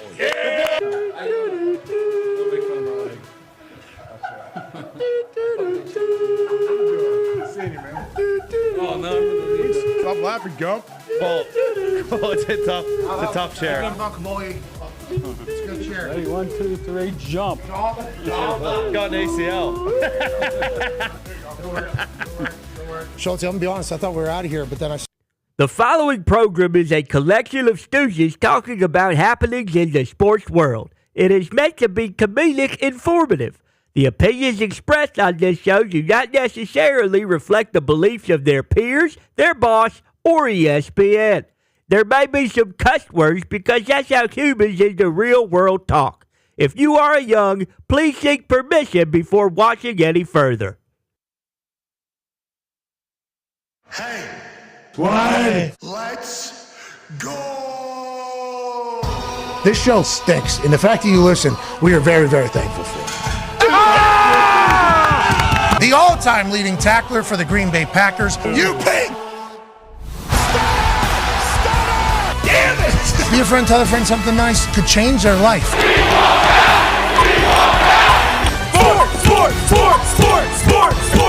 Hello, beautiful people, and welcome back to our humble abode, the Thunderdome, on this draft spectacular eve, Wednesday, April 24th, 2024. Hour 2 of the program starts now. Sports! I had to get the words per minute up there as I was a little bit slow on the beat, but how could you not be distracted? Because tomorrow night, 32 dreams are about to come true. A life's worth of work is about to maybe come to its pinnacle as 32 teams, well, maybe not 32 teams, 32 guys are drafted to play in the NFL and live their dream of being a professional football player who will go on to change the course of not only their family, but maybe a franchise forever, and who will go on to be selling insurance in a couple years, saying I had a cup of coffee in the NFL. Stats say a lot more than we give credit for, although we're all expecting them to be all pros and Hall of Famers. There is a reality to the situation. A lot of these guys might stink in the NFL. Does not mean that they stink in pickup football or in college football or that their football careers were failures. No. They're great football players, but the men's league is a little bit different sport. They play different. There's different strategy. There's different style. There's different physicality. There's different speed. There's different everything. And now these teams are trying to project who will be able to make the transition in a beautiful way as we sit here in the middle of rumor city for this NFL draft. People are going to be saying things, trying to earn favor with media members, maybe for the future. We're going to hear lies. We're going to hear bullshit. We're going to hear truth. And next time we talk about this particular draft, we're going to have Bill Belichick join. Surreal. Yeah. That is so stupid to think about. I can't wait for it. The Talks Table is here at Boston Connor and at Ty Schmidt. One half of the Hammer, Dahn. Cowboys Tone Diggs is here. Adam, Pac-Man Jones is here looking incredibly fly. Oh, yeah. Shoes, these might be my favorite shoes of yours, even though you have thousands and thousands of shoes. This might be my favorite there. You look very fresh today, Pac-Man. I appreciate that, my brother. And we got a performance tonight in Nashville. Okay, and we're doing how many songs? 4. We're coming out. We're energy. Yeah, SOB. Standing on business. Right to start this entire thing. Okay, and then Mary Jane to wrap it up. Mary Jane to wrap it up. Okay. We need some rap beef. You beef with anybody? No, I don't got no beef. Damn, That's good. A good friend of mine told me I don't need no beef. It's diss track season. Oh, well, now I could do that. But once you do that, you got to remember, never know who you're picking. Yeah, you open the battle. Because what if that person just becomes obsessive for the rest of your life? Now you got to deal with it. You go after Lil Mabu, I think you're good. Lil Mabu. He might take himself out. He's fake shooting stuff. That's Darius J. Butler trying to put Pac-Man into some shit. Hell. And joining us, numbers up. Hey, numbers are going big for rap, by the way. The Diddy convo was the convo in the rap game. And now all of a sudden it's just like we got beefs with all the people you know in rap. Yeah, interesting. Our right? beef and the numbers are going. Isn't that weird? That is interesting. Isn't that a little weird? Feels like a just cover a up. little, just a little weird. Like, hey, Whatever it is, I don't care. We got Rick Ross back. We got Drake back. We got a lot of great. I hope they all make up. Yeah, stay safe out there. I hope everybody makes up. Yeah, sure. But as a fan of said music, old school music, like, hey, I'm gonna go in this weight room with my guy Rick Ross and probably Jeezy, he's always Jeezy's the most consistent. We're gonna go take over the world together, pal rapper. But those days are seemingly coming back right now, and I love it.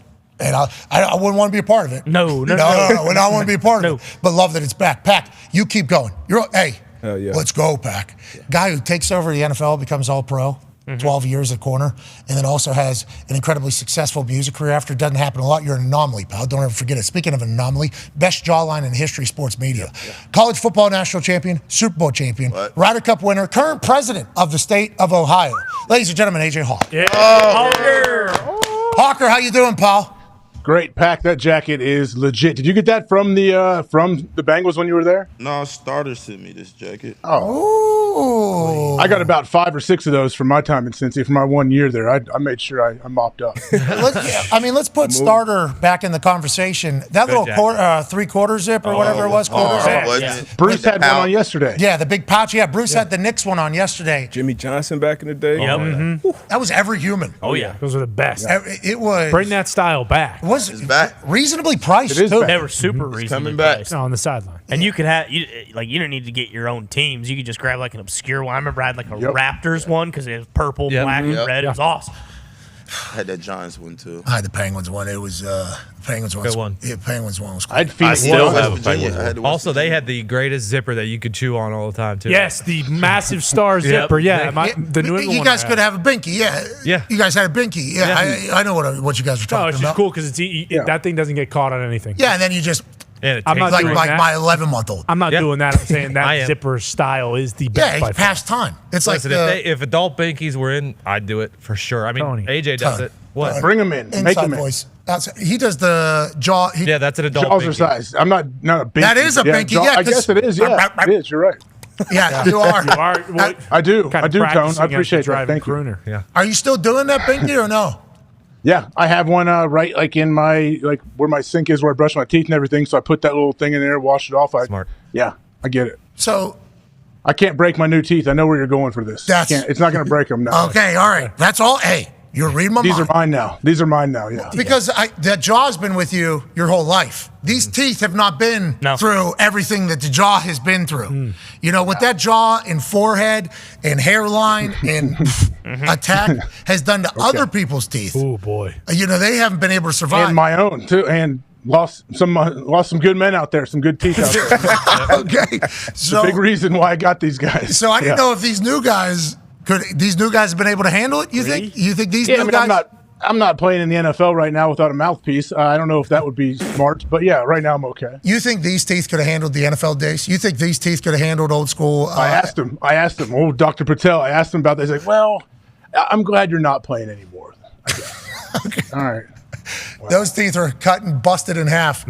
One coon at practice. One practice head-to-head Number there. 30. Yeah. All right, we're one day before the draft, AJ. Schrags came out this morning with a massive shot about how there's going to be 10 or more trades in the first round, which will be a record. Obviously, previous record is 9, so it is a convenient number for our friend Schrags to put out. But Schrags has been very accurate in the past about how these drafts roll out. Only second to Daniel Jeremiah, truly. And you can put Schrags above Daniel Jeremiah, I think, a few years back. So there's a lot of chatter, a lot of bullshit. Amon-Ra St. Brown just signed a massive deal. So what does that mean for trades for Aiyuk potentially draft night going into the future? What are you expecting for tomorrow, AJ? And where do you sit as we're a little over 24 hours out?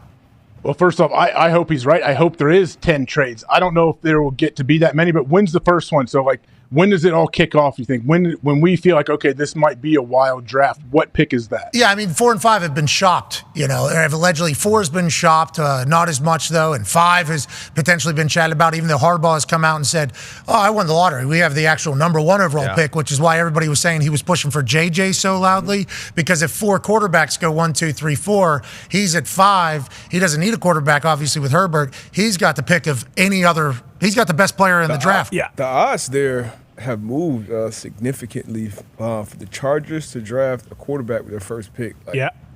Well, for 5 to be a quarterback. Why? Like J.J. McCarthy's the favorite to go 5. Yeah. Number 5 overall. No, I the saw odds Chargers also. The odds also for first the pick Chargers. quarterback.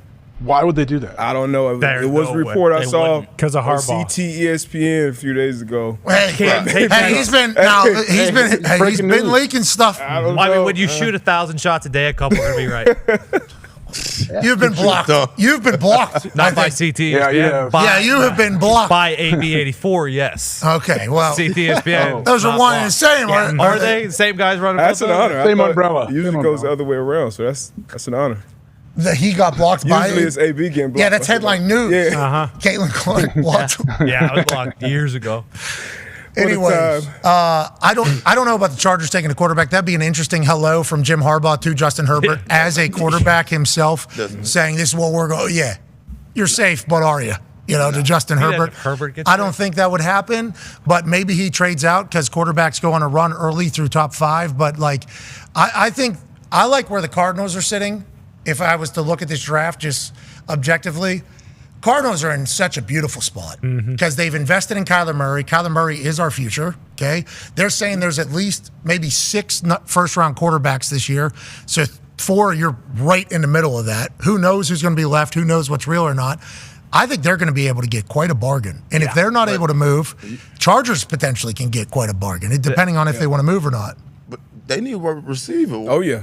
I wouldn't move it. Well, the receiver thing, though, with like what Lombo was saying earlier, if you get a couple picks now later, you can maybe take a couple shots at guys that aren't. You can still take, if you think Marv's guy going, who would be 4, and if you say you're trading back to 10, there's still a chance you could get Neighbors or Dunze at 10. Like if you feel Bowers. Or Brock. But yeah, if you feel similar about those 3 receivers, that, and you can move down a couple picks because, say the Giants want to move up 2 picks or whatever to get a quarterback or whatever. Those receivers are still going to be there at 6. What was Rapp saying though? He doesn't see a lot of movement happening up there. Same network. Those 2 work for the same network. They how's that? Is Drake still in? Is he in a building? He's not even in buildings anymore. No, he's not. Remember they shut down the show. It's King of New York. Yeah, it's gone. They don't even lease that space anymore, do they? Well, it's expensive. That's great space. Great space. Good view. Great space. I don't even think they used the view ever, did they? Remember, they do some funny gimmicks in the little kitchen over there in the corner that we used to always go in for breakfast and stuff. That wasn't our food. Do not touch it. Ever. Do not touch. You guys can have the scraps that we're just going to feed to the rats if you want, but don't you dare come grab a muffin before Schrags has his. That is actual. That actually happened, and it wasn't from anybody that.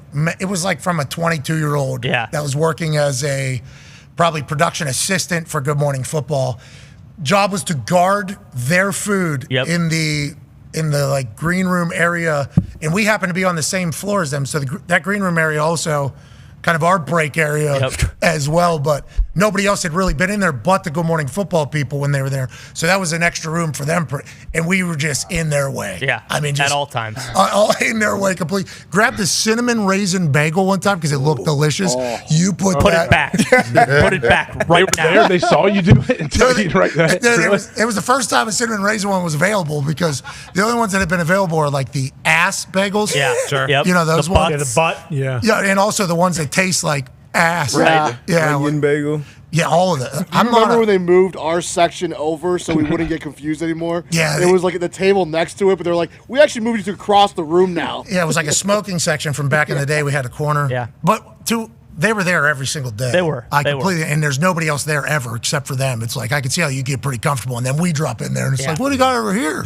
Well, and that was the Bang era too. So our breakfast was basically 4 cans of Bang and a bag of peanuts, and it was like, here we go. Let's get after it. What was the Celsius heat era? That was when we were driving back of the Tampa. Yeah, Tampa. That was Tampa. It was Tampa era. Celsius heat. Because Boy. that's when you had to stop drinking them because you got up on the chair during in the Tampa and you Dome. almost died. And almost died. Yeah, I almost died. Yeah, I was having those heats. Those heats were like diesel Celsius. You remember those, AJ? Were you dumping your pants? You're saying you're like all jittery. Worst head rush of all time. Yeah, I stood up in the Thunderdome. There's no fans. There's literally 2 people in the entire arena, just me and Michael Cole with these screens. And I get up to do something, and I stood up, and I had 3 of these heats that day, which is definitely. That's right on the side of the can. Like, do not exceed 1 in one day. It might have been after draft. It might have been the day after draft spectacular because you're up till 6 a.m. with the draft with how long that damn thing is, and then you go right into the next day. And I stand up and I start going bananas, and I first time in my life I'm like, oh, like I'm gonna pass out right now. Yeah. I started seeing things. I started getting woobly. I almost killed Michael Cole, and then I come back to it, and I'm like, oh, I'm down, thank God. And I said, I'm gonna never do that heat. It was the heat. It was my body telling me. Yeah. It's the heat, but Stop doing that. you gotta stop doing this. But it had a good run. It kept us He'd have alive. caught you. Michael Cole would have caught you. Celsius, that's the one energy drink, and I've tried a billion of them, like that makes me not feel great.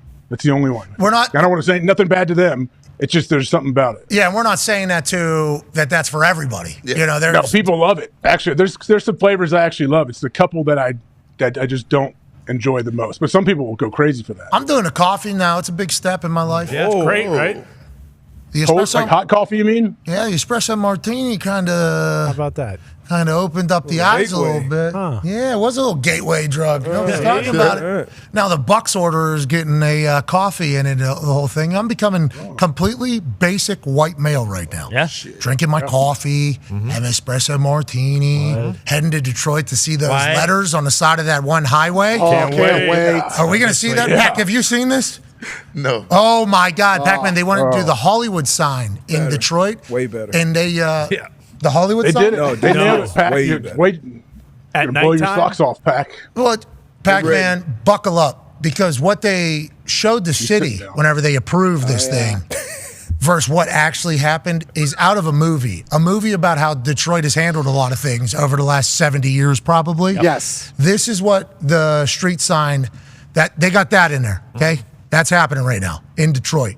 Balding man there's taking a photo for the local newspaper. Yeah. The Detroit Free Press is getting a good photo of the D, the E, the T, the R, the O, the I, and the T going up right on the side of a highway.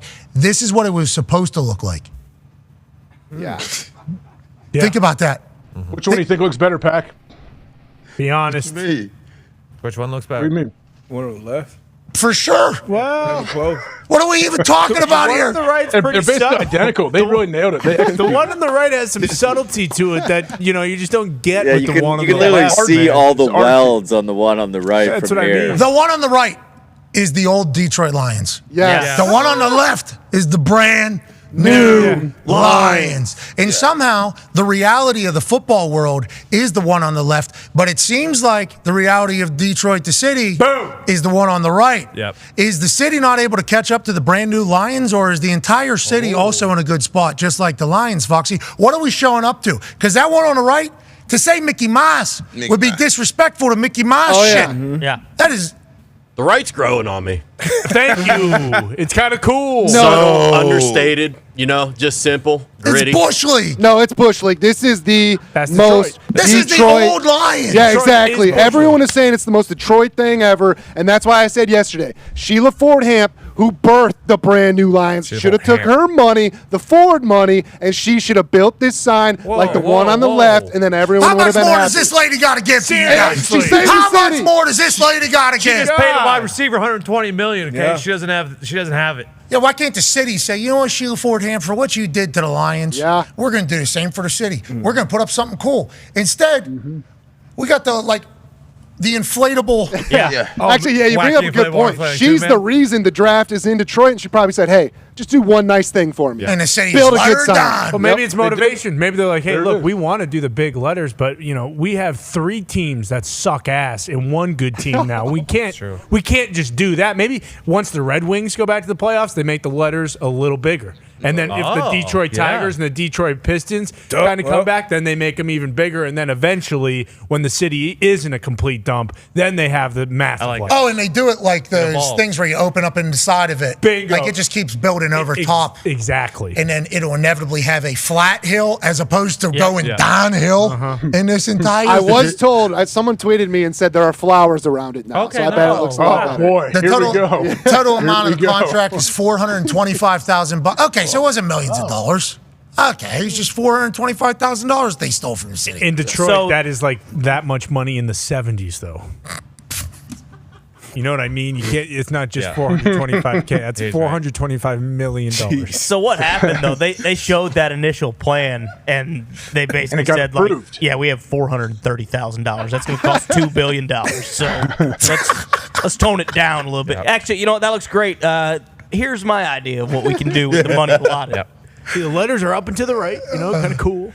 Have they spray painted dongs on it yet? Because we know it's just they're not before the draft. Detroit knows there's got a lot of eyes on Hey, it. downtown's Don't stay nice. away. Downtown is nice. Sure. I was just there in January. It's great. I'm So looking forward to it. Oh, Me too, yeah. I Me bet. too. Yeah, everybody's pumped to get to Detroit. Nobody is as pumped as Reggie Bush. Yes. Ladies and gentlemen, it has been decided that Reggie Bush will get his rightfully earned Heisman from 2005. We are pumped that this decision was made because it was made by a group of people who normally get shit wrong. And it's not that it was the NCAA, but it's the same style of human being who have been hard-nosed and stubborn and refuse to look at the reality and the logical situation in front of them and just say, this is an easy one. This guy was the best player in fucking football. Yeah. This dude, whenever he was at USC, was not only must-see TV, but he was an attraction for tickets. The prices to go watch this dude live were 3-4x. He was like what Caitlin Clark was for women's basketball for college football. Reggie Bush, anytime you got to watch a game, you knew there was some ridiculous highlight coming, there was some shake coming, and there was going to be a cross-field cutback where he's going to run 700 yards for an 85-yard touchdown. And to your point, whenever he would cut back across the entire field, that would set up for massive shots. So you got people getting blown up. Matt Leinart, obviously a stud as well. Pete Carroll was enjoyable as hell to watch on the side. It's just like, this is the right move, and I'm happy they made this decision, but obviously they should have done this 15 years ago, whenever this all kind of got settled and figured out what it actually was. What an electrifying player, AJ. I mean, to be able to, like, I played against Reggie in the league, not in college, but I think I'm actually, I'm in the same draft class, same age as Reggie pretty much. Yeah, like, it was a special time when these dudes were in college. When USC was rolling back then, like, I mean, that's where USC is trying to get back to. But I said the whole time, when they take Reggie's Heisman away, like, okay, they didn't gift it to somebody else. You still won it. You still earned it. It's yours forever. But now it's good that it's officially, like, back in his hands. Well, they tried to give it to Vince Young, allegedly, and Vince Young refused to take it because he understood that it was Reggie's Heisman. And I think, like, I graduated high school in 2005, was in college the same exact time. Pat White, Steve Slayton were absolutely electrifying, and I want to see, but we all had respect, obviously, for what Reggie was doing. So much so that, like, you become a fan immediately of all the highlights you see of him. I'm punting to him in a Super Bowl. He's on the Saints. Yeah. Whoa. And I'm like literally shitting my pants. I'm like, I've seen this guy just shake the shit out of actual athletes in the middle of the Super Bowl, most eyes in the history at the time. I got to send a ball down to this dude.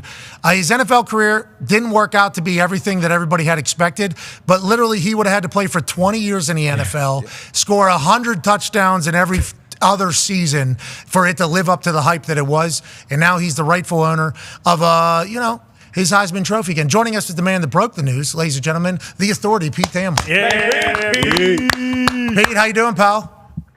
Oh, Pat, we missed you at our game day meetings today, but I'm doing great. Well, you scheduled it right in the middle of the show, so it feels like I was maybe bullied out of the game day meeting. But I'm sure I do all the scheduling. Yeah, are you okay? What's going on? It's a big time of year, Pete. Little horse bat. I've been on the phone a little too much, but we're good. We're good. We'll rally for tomorrow. Got some nice temperate weather here in Detroit, so we're good. The authority's been working the phone so much. You forget about, people that are building those Detroit signs. Yep. They're getting calluses on their hands. The people that, wear the gloves and the boots, maybe the boots get a little blistery on the feet. You get that whole thing. For Pete Thamel, we don't have any calluses. Never have, never will. Okay, we don't have any blisters, but you hear this throat. Yep. How much small talk can you do? Yeah, exactly. We're going to learn. We're going to learn. We appreciate you battling through, Pete. Let's talk about the news break here. So who was the ones that made this decision, and how many years have we been close to this decision coming in your eyes? And I assume everybody on earth feels the same way we do about this is the right decision. Thank God. Let's move on now. Yeah, the timeline's interesting, Pat, because 2021 was the first year of NIL, and Reggie released a statement in July of 21 that basically said, hey, I'm calling the Heisman. What I did is now legal. I should be able to get my Heisman back. And some of the Heisman's reasoning for this in 2010 was that the statistics in the games were invalidated, and therefore the Heisman was taken away. So I think momentum shifted 2 years ago. As you know, nothing happens quickly in college sports. I do think Johnny Manziel's public plea made a difference the other day. The Heisman is a age-old institution that's sensitive to criticism, and when their own came out that strongly, I think that mattered. Coley Harvey reported today that there was a bunch of Heisman members who were together. Tim Tebow was among them. There were a couple other familiar names there, and they got together and as part of this decision to bring Reggie back. So Reggie walked into a room today to about 15 Heisman members, and they all greeted him down in Florida at an event. So it's a pretty special moment for Reggie to get reintroduced into that club, and now we're all anxiously awaiting the Heisman House commercials where he does the Undertaker and rolls back in. Absolutely. So many good ideas, Pete. Keep pitching those publicly so that maybe those can come to fruition. I assume USC will also do something big for him as well? Yeah, I mean, USC, their president released a statement today. Lincoln Riley released a statement. I mean, this is a huge moment for USC. They actually have 8 Heismans now, more than any other school. They go past Ohio State and, 2 other schools. I'm going to blank right now. But yeah, Oklahoma was one in Notre Dame. Notre Dame. So they're now ahead of those 3 who have 7. If you've ever been to Heritage Hall, it's really cool at USC. They have them all out very publicly. People can go in and see them. It's a huge point of pride at that school. It goes all the way back to OJ and Mike Garrett, and all the way up to Caleb Williams and Reggie Bush now. So it's a really kind of cool historical touchdown to sort of wrap around there. And yeah, they are. I believe Lincoln Riley called it a historic day for USC. So there's certainly a lot of pride emanating from there. He was banned from there for a decade now, and him coming back 3-4 years ago. NCAA banned him for a decade. And when he came back, it was a big deal. I mean, he is a transformative figure. In my 21 years doing this, I have never covered a player that's been more electric. He had 2,900, a little less than 2,900 yards for total yards his junior year. Think about that for a minute. 2,890 yards. When you count kick returns, when you count from scrimmage. I think in his career from scrimmage, he averaged 8.5 yards a touch. I mean, he was silly. It's absolutely silly what he did on the football field at USC. Fun to watch. Go ahead, AJ. Pete, it sounds like sort of Johnny Football, when him coming out and saying all this, that Reggie needs his Heisman back and he's not going to attend or do whatever he's going to do, did that really give it the public push it needed? I know behind the scenes, I'm sure people were working, but who ultimately makes that decision to bring him back? So it's pretty unprecedented, right, what happened. So it's not like they have a committee that they're going to, that handles this. But what I think is the Heisman's very sensitive to bad publicity. And Johnny Manziel got a lot of attention for what he said. And I think this mitigated future. We heard you say this earlier, Pete. We heard you say this about 4 minutes ago. Yeah, we heard this. This entire answer. Sorry. Yeah, no, it's not. This is, it's not your fault. This is not your fault. AJ, did you just want him to hammer home the fact that the Heisman Committee hates bad publicity? So they no, I'm saying did the player or everyone that the old Heisman winners do they get to vote and bring him back, or does some committee or some Heisman trust do it? Yeah, so I think they consulted with a bunch of Heisman winners, but again, like there's no precedent for this, so I don't think they have like a subcommittee on reinstatement. You know what I mean? Like this has never happened before. Hopefully, it'll never happen again. Amen. But yeah, I love it though. This is great for college football, I think, as a whole, and maybe for like common sense decisions being made in the future by people that have positions of power in college sport. Pete, that'd be cool too. Like the NCAA could see this and be like, it is a new era. We don't have to suck all the time. That's cool. Right, Pete? Can't that happen maybe from this? I mean, certainly the NCAA is trying to lean more towards common sense, but I'm not going to go on the Pat McAfee Show and defend the NCAA in any way. I can be very clear about that. Smart. They are at least trying to modernize, which they were about 40 years behind on doing, and now they're probably 20 years behind. But they, look, the world is very different than it was in 2021, and that is progress. But that progress has to be viewed through the prism. 2021, we had COVID. That was terrible. Yeah, we had Uncle COVID. Well, 2021 is when the portal opened up, essentially, and name, image, and likeness money happened. So that has transformed the landscape as we know it. And in a lot of ways, this is a byproduct of some of those transformational rule changes. You're the man, ladies and gentlemen. We appreciate you battling through, callousing up for this big season ahead. Yep. We appreciate you, ladies and gentlemen. Pete Thamel. I didn't even think about his voice if you're a small talker. Yeah, great. That thing's as calloused as it can get. Yeah, he's got. Yeah, this guy's contractor for 100 years. He's on air tomorrow. Yeah, he's getting those shots that the singers just fine. He's got the Don't greenie worry about spray. I Pete. bet. I don't know if he has the greenie spray, but the shots are I guess that's the immediate help, and then you're it's the Toradol for the. Yeah, and he's just injecting that thing right to his Adam's apple. Yeah, but I think I don't know. The way people have explained it to me is that exact way. Have you seen? Shit. Have you seen people? I've heard singers and people talk about it, but how many of those shots can you get? I think it's like a very big, like I don't think you just keep getting them. I think it's like cortisone. They get it. It is like but you're screwed. I think afterwards for like. You're really stealing voice from next week for the evening, let's say. Because they had to figure out something, I'd assume, for some of these singers that lose their voice and then have like a multi-million-dollar potential opportunity. It's like, well, we can't let that slow down. We got to do this. But I think it's just like Toradol, where like you're going to feel it after. But in the moment, you'll be able to perform and do your thing. I think you do a couple. I've never really got into it all because as soon as I saw the movement, I was like, okay, so I'm not going to do that. That's what I heard is I'm not going to be able to do that if I ever lose my voice. He's on the Game Day show on ABC tomorrow. Isn't that weird? 5 to 7, is that right? Yeah, 5 to 7. 5 to 7 o'clock on ESPN and ABC, I do believe. And then obviously draft coverage is on ESPN, ABC, NFL Network, ESPN Plus, ESPN.com, YouTube, TikTok. For the time being.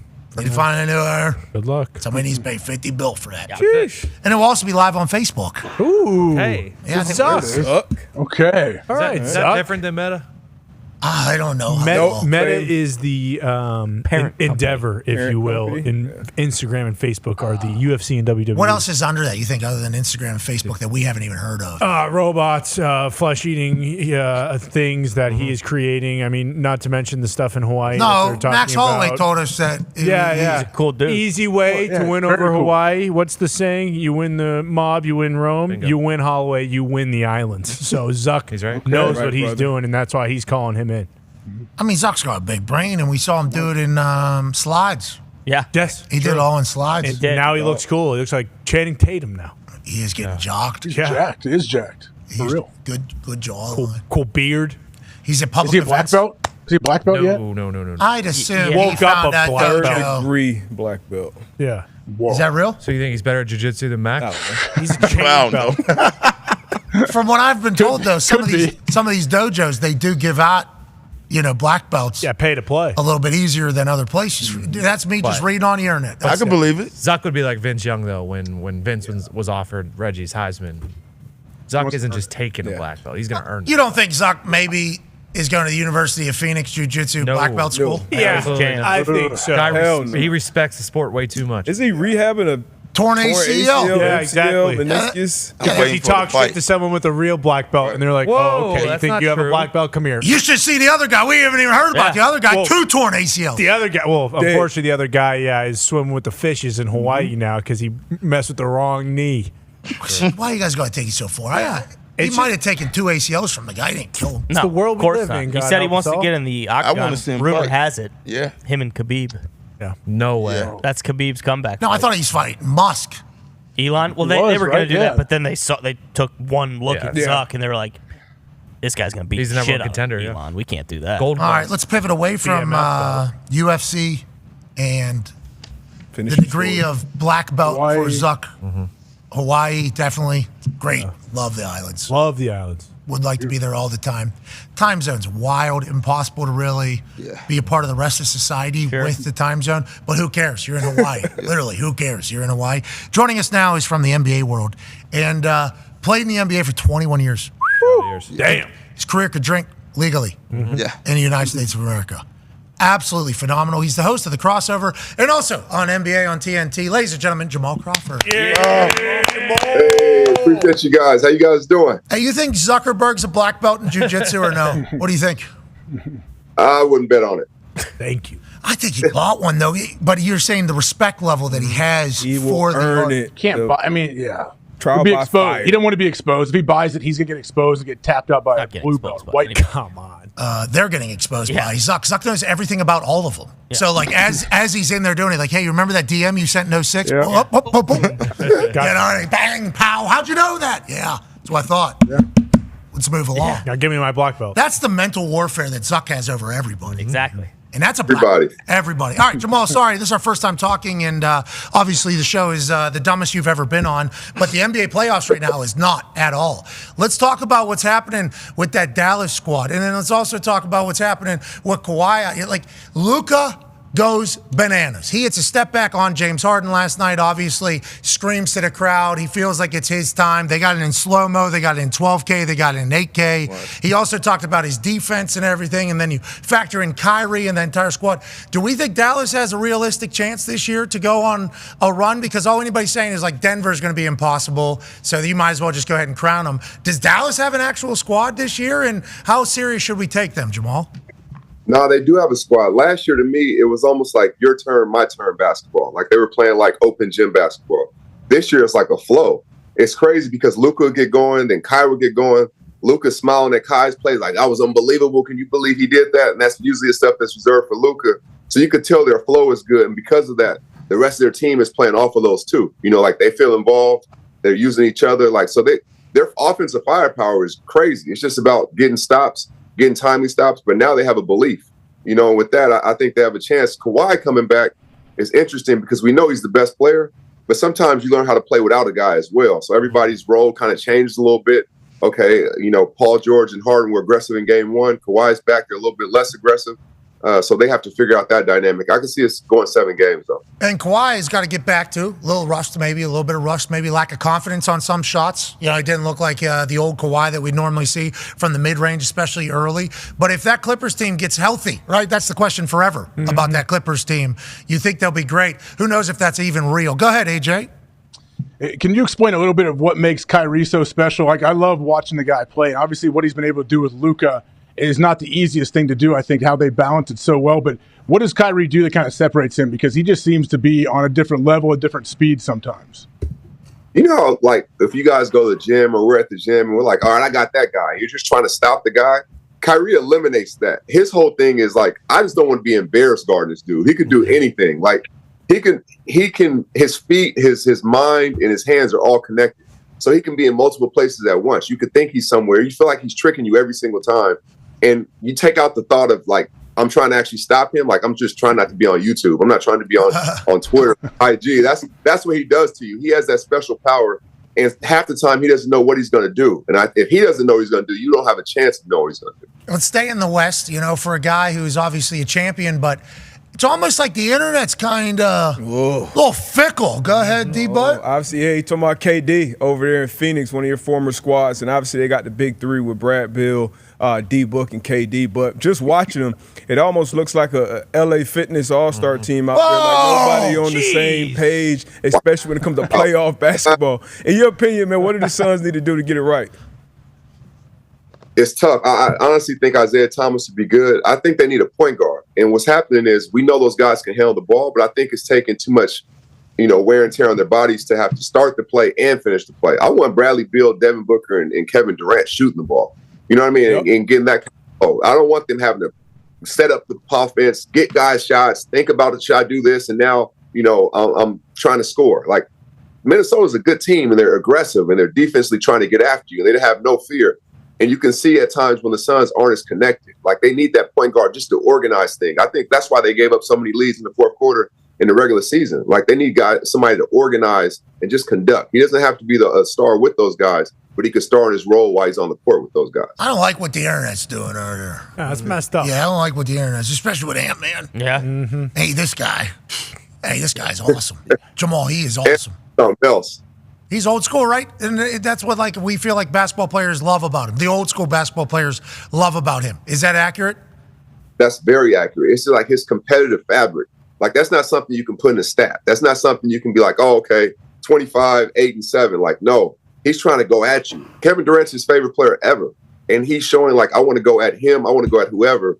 And that gets everybody's attention. That gets the greats' attention. The greats are like, oh, okay, he's not playing for the hype. He's not playing for the commercials. He's playing to try to win a championship. He's counting down wins right now. Okay, that's 2. I got 14 more. Like, he's thinking differently. He's 22 years old. So he's not even close to his prime yet. Like, he's still learning what he can and cannot do. He's just dominating off mental grit, physical toughness, and just being, special athletically. Austin Rivers said he's like 5 years away from his prime. It's like, I can't wait.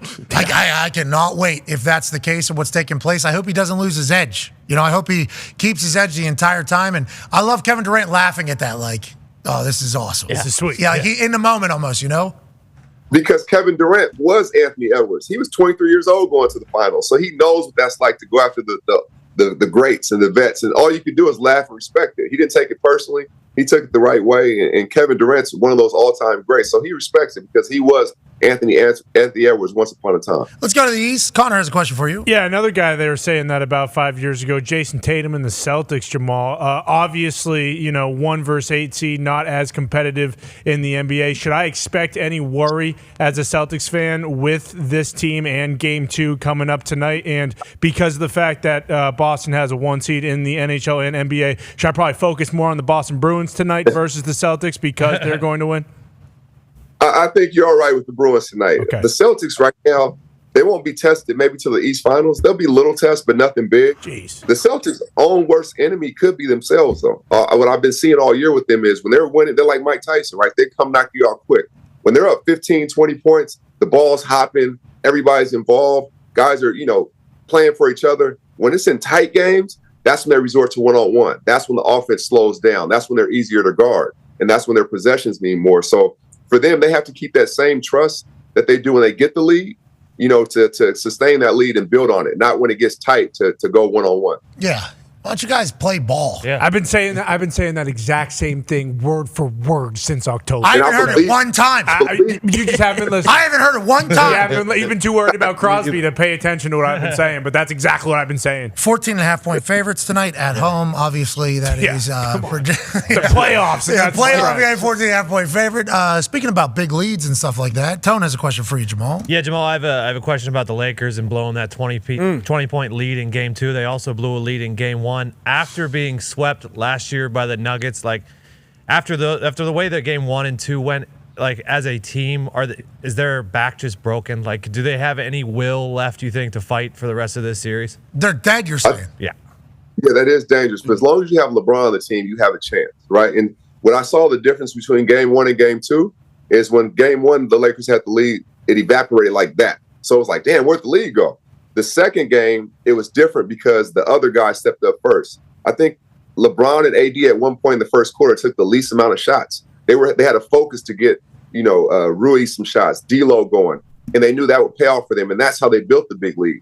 They were running in the first half. The ball was hopping, just like we talked about the Celtics. The ball was hopping. In that situation, AD was killing, but the ball is a star. It's going to find the right person. The second half, the offense bogged down. They start playing a lot slower. Every possession meant more, and Denver started running. And it was funny because the Lakers looked like Denver in the first half, and they went back to resorting to playing like they've been playing the second half. And Denver just kept going, and now they have the mindset of a champion. How about that Jamal Murray shot? I mean, the picture, dude. Immediate poster. Immediate poster at the house if you're Jamal Murray. That the Nuggets posted that thing. It's like AD full reach. I mean, that is LeBron's in the photo, Joker's in the photo, AD's in the photo, and then Jamal splashing this to win. And then the reaction was as if it was a finals game in there. It's like great for the NBA. The NBA has been electrifying to kind of start out this entire playoff series. Let's go to a team that is, I mean, right. Wow. He knew as soon as I left his hand, right? He knew as soon as I left his hand? He knew, and Pat, he shot a shot, and I've been saying on the call, I'm like, why didn't he use the mid-range? Use the mid-range, because he was struggling from the three. His floater wasn't really going, and like I said on the call, the mid-range is equivalent to the jab in boxing. It keeps you honest. You don't know if a guy's going to stop and pull up. All the great scorers dominate the mid-range. Michael Jordan, Kobe, Durant in the playoffs. He got to his mid-range. He had a mid-range over LeBron right before that one, and it was just, we were silent on the call, but it was pandemonium in there. And I said, they won a championship last year. I guarantee you this moment will stand out as one of the top moments along the last 2 years for how he's played in the playoffs. That was just unbelievable. Yeah, that's going to live forever. I think that moment is going to live for NBA playoff hype videos for, probably decades with how sweet it was. Now, granted, the NBA creates those moments regularly. Like Knicks the other night. I mean, just that moment was magical where Reggie Millard happened for them as opposed to against them. And something that's going to happen for the next 10 years, this OKC team is the youngest average age team to ever play in the playoffs, I think is the case. And obviously SGP comes out of nowhere this year, and the team, Chet Holmgren's running the court, and they're real contenders at this young age. How was this expected going into the season for this OKC team, and how real should we think this all is? It wasn't expected, and that's why SGA is an MVP conversation. They were in the play-in last year. They ended up the number one team in a stacked Western Conference. If you look at it, SGA is MVP level. SGA, J-Dub is balling. Chet's right there, Rookie of the Year. Coach Daigneault is going to win Coach of the Year. He should win Coach of the Year. What's special about them, Pat, is they brought a college system to the NBA, which is rare because the NBA is built on stats and selfishness and individualism. They brought a culture of each other, and they play for each other. Even if SGA doesn't have it going late, hey, J-Dub, you got it. It's all good. Hey, pass to him. So, they're a young team that's growing together, and they're built to be good for a long, long time. If you go back to when KD and those guys were there, KD's 23 in the finals with Westbrook and Harden and Serge and all those guys. This is like that type of run they could go on with their youth. SGA, what a dog, dude. I knew the whole time. I knew he existed before the playoffs. Yeah. I knew. Of course. Absolutely. I was missing out on that entire thing. Ty has a question for you, Jamal. Yeah, Jamal, just curious, are we in the 76ers are kind of running out of people to blame here? First it was KD, Harden, then Markelle Fultz, and then Doc, they run him out of town. And now we're kind of in that era where, Embiid's starting to get a little bit of that because he's been hurt. What do they need to do to turn things around, or are we just staring down, hey, they're gonna turn on Embiid, and they're going to turn on Nick Nurse, and they're going to get both those guys out of town as well, and then we'll just be continually making more excuses for the 76ers come next year on why they can't get it done in the playoffs? You don't want Embiid to be like the Patrick Ewing was with the Knicks for all those years. Dominant center, can dominate, one of the best players in the game, but yet this time is kind of wasted. If you look back, I think their best chances when they had Jimmy, Ben Simmons, JJ, all those guys on one team. To me, that was their best chance to go to the finals. And obviously the shot against Toronto. But they just, I don't know, because now a lot of it depends on Embiid's health, right? Because if he's not healthy or 100%, it doesn't matter who you bring in. If your second, third, fourth guy are playing out of their mind, it's not going to matter if you're trying to win a championship. So I think health, you have to maximize his time. Jamal, we were just watching some highlights of you while you were giving an answer here. 21 years in the NBA is so long. And that was before, body management or whatever the hell it is, whatever. Load management. I mean, throwing oops to yourself. 21 years, you were just all ball all the time. How'd your body survive that? And, how many different styles of basketball came and went through 21 years of hoops? Hey, fellas, I played against Stockton and Malone. I played against Luka and Dirk. What? I've seen literally every single wave over the last 20 years. And it's crazy because you see the game change. Remember when Phoenix was winning a bunch of games in the regular season, but they couldn't win the playoffs? That won't work. That style won't work. Then Golden State does it, and they win a championship. Now everybody's trying to play like them. So I've seen the whole style. Who was that white right there? Kirk Heinrich. Who's that? Heinrich? Kirk Heinrich. Why'd you do this to him? Specialist. Was this a milk I check? picked that up on the fly. I pulled some Reggie Bush right there that you were just talking about and made that up on the fly because Kirk knew my game, so I had to make something up real quick. That felt like a milk check. That felt like a milk check right there on Kirk Heinrich. It really did, didn't it? No, I'm going to try some. Ooh. I'm going to try. Hey, you had a left-handed, through the leg, cross. I mean, what do you guys watch? What do you guys pull up to get these highlights? I think we just YouTube. I think it's just YouTube. I don't know who's putting this thing together, but it is great. We need to. He needs a raise. Whoever did that. Is that Rudy Gay just going down? Jamal, wasn't that you in the Jordan versus Jordan commercial? That was me in the Jordan versus Jordan commercial. He picked me to play the younger him. I didn't know it was going to be a commercial, 20 years ago, but now looking back, I'm honored to have been playing the younger Michael Jordan in that commercial. Did you get a percentage of the Jordan shoes because you were Michael Jordan in the commercial, or no? No, Pat, but they gave me a check from Gatorade for $5,000. I was like, oh my God, I get paid to be in a commercial with Michael Jordan? You serious? I would have paid to get close to this dude. So it's crazy. All right, so now you're on TNT. You got the crossover, which makes sense. That's a great name. It feels like for your game. You enjoying the hell out of covering basketball from this standpoint, or is this what you're going to do forever? Forever. I love it because I got offers to go front office and things of that nature and do other coaching and a bunch of other stuff. But I was coaching my son. Shout out to the Rotary program. And I'm coaching my son, JJ. So, and I was like, I'm settled with that. TNT called a couple years back, like, won't you pop in? That cultivated to this, right? I'm calling games now. I'm analyst work, writing for NBA.com, and doing a bunch of stuff. So I want to try to be as good in this space as I was as a player, to be honest with you. When you talk about players, maybe front office, and we're loving the media game. Keep going. Oh, yeah. This is, you can influence. Appreciate it. I love you guys. You don't have to lie, Jamal. No, I'm dead serious. Pat, I thought you would have a white beater on today. I was shocked. But yeah, no. Excuse me, tank tops. I didn't wear beaters. Okay, I wore tank tops. Tank tops, my bad. Yeah, I mean, get it right. If you're going to describe white trash stuff. If I'm going to give props, give him right. My bad. Yeah, I mean, what we found out is if I just covered my armpits, everything, like all the bitching that was coming from one particular group of people just kind of got rid of it. Now, people say, well, you've changed. It's also like, well, there's some days I didn't want to wear a tank top, and I felt like I was kind of being held hostage by this tank top. So it's been a great development. Tank top season's right around the corner. Oh, yeah. So for the armpit, around the corner. Where do you live? I'm in Seattle. I'm there. So I fly into Atlanta each week for the show, and now I'm doing stuff on the road. Seattle's home for me. Always will be. That's a 14-hour flight to Atlanta from Seattle? It feels like it. It absolutely feels like it. I mean, that's the longest. And you lose 3 hours.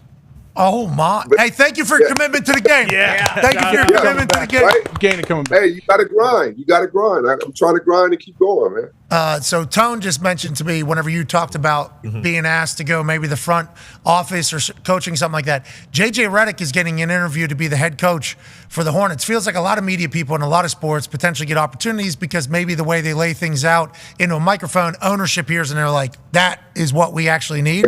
How do you feel about JJ getting the interview, and what are your thoughts on whether or not he would be a great coach, or if this is even a real opportunity or just something that the Hornets are kind of putting out there for publicity? No, it's absolutely real. JJ's one of the best minds in basketball, one of the best guys out there. It's covering the sport. So for me, it's an easy call from the Hornets. Obviously, you need to change some things. He knows the game inside and out. He can see it from different angles, being a prominent player, being a role player, now, covering this space. So, and he's still connected to the game. So he knows a lot of these guys too. So it's a different level of respect. I think he'd be a great candidate if that's what he wants to do. You watch Mind the Game and agree with what they're saying about how you're supposed to attack certain picks and certain defenses and all that shit? Legit, they'll lose me, but I assume other basketball people know. I totally understand what they're saying. I actually, to be very honest, I watched the first episode and then I've slowed down a little bit since then. I've just seen clips, but the first episode was really good. Clips is really good. Clips is okay. Yeah, they play. Yeah. Clips is a watch. Clips, we view it that way. You're watching the program, watch clips. It's all good. Hey, we appreciate the hell out of your time, man. Hopefully we'll get the chance to chat with you soon. Anytime, man. Appreciate you guys. Thanks. Anytime but the 10 hours you're on that plane. Yeah. Mm-hmm. Ladies and gentlemen, Jamal Crawford, thank you. Yeah, Jamal. Man, 21 years in the NBA. That's so long. Think about it on the road. He was living rock star. Yep. He's on the road and now he's got Play with John Stockton and Karl Malone. That's amazing. That's so awesome. His handles are so good. He was mentioning an old school NBA there. Yeah. Yeah, those handles were filthy. That left-handed through. Ridiculous. He could fill it up, too. He played for Isaiah Thomas, too. I wonder how he was as a coach. Pretty sure he's the oldest guy to ever score like 55 points or something like that. He's the oldest guy with a 50-point game for sure. It's a missed shot. Keep it on the highlight. Why? Well, we just knocked the guy down. Lance Stevenson's dead. Jeez. Oh, no. Yeah, see, he played in the T-shirt jersey era. The baggy shorts. Super baggy shorts era. That has changed. Yeah. Big time. Coming back, Foot. bro. Yeah, it's coming coming back a little bit. Baggy pants, yeah.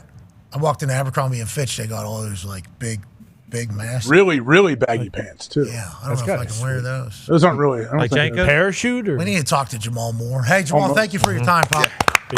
He's great. Thank you to Dude Wipes. Be a friend, tell a friend something nice that might change your life, just like Dude Wipes has. For a lot of people, I think, who maybe were a little standoffish on potentially using a wet wipe after they take a dump, I'm a TP guy, and if not TP, I'll use my thumb. Okay, well, there's something out there now that is very available at Costco and many other stores called Dude Wipes that leaves your butt walking away as if you just got done with a bidet. Shout out to Dude Wipes. Shout out to you for allowing us to do this for a living. We'll be off tomorrow during the day, but we're live at 7:30 Eastern on all the platforms that are potentially available other than TV. We'll see you then. Goodbye. Right on the screws, AJ. Boom. Boom. I mean, boom. So, Boom. Is that a Pittsburgh thing where people say, hey, if there's no toilet paper, you're going to use your thumb Yeah, I had a guy to wipe your butt? Yeah, I had a guy come up to me actually and said he held his hands up to me like this. And he said, look at that, my thumbs aren't the same size. He did this, and he clearly just had one knuckle above the other. And I said, oh, it's crazy. I was a little kid. I was like, oh, it's crazy. And I still remember this as like maybe a 10-year-old or 11-year-old. Vivid. And he goes, yeah, it's longer so I can wipe my ass with it. And I said, okay. And I just walked away. And I thought to myself, I'm never shaking that guy's hand. Yeah. Nope. That was literally my takeaway from it. It was one of my An dad's. An adult? Yeah, I think he was fucking with me, obviously, but I never touched that guy's hand ever again for the rest of the time. Yeah, he was in my world, too, like in my soccer universe. And I was like, this guy's got shit all over his thumb. That's classic Yinzer dad joke. Yeah, just. I mean, classic joke to tell a 10-year-old kid, yeah. Pittsburgh. Yeah. It's a little different. Okay, if you can't handle that in Ohio, we understand. Nah, I mean, it feels like he's trying to recruit you for something bad. That's what I'm saying. He wasn't trying to. If that happened these days, you'd throw a dude in jail. If you're talking about sticking, come on now. I think he was trying to get me to do it.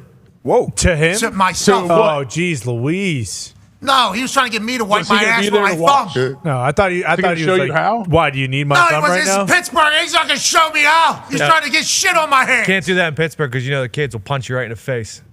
Pow! Don't sound like it. You need some toilet paper, little Pat? I was trying to get poop on my fucking finger. Yeah. I mean, Come on that's over even here, like little that's man. really weird too. So Come here, little I Pat. agree. Let me tell you something about my thumb. That didn't happen. Hey, I completely agree, by the way, that it was weird. And that's why I remember it as a 36-year-old. Turns out, I think he actually was wiping his ass with his thumb. He might have been. Might have been. I think that particular guy. And now he covers the Steelers. oh no, It was not Mark Caboli. Oh my It was God. not Mark Caboli. oh no. Oh, It was not Madden? Mark Caboli. The other Madden? Not Mark Madden. Okay. Jeez Louise. Foley put out a good tweet Which one? recently. I don't know, it was motivational recently. Was it really? Oh yeah, hell yeah. Really? Was it like a good morning? Can't wait. Kind of one of those. A message from Mark Caboli? He should start doing that. We should scroll through his Twitter. He's an influencer. So you gonna be in Detroit? Oh, okay. Which Nick one? just told me what you meant. You were talking about the lyrics to Cody Rhodes' song. Is that what you were talking about? Oh, I didn't. Oh, adrenaline. Fucking Mark. You fucking Mark. Bitch.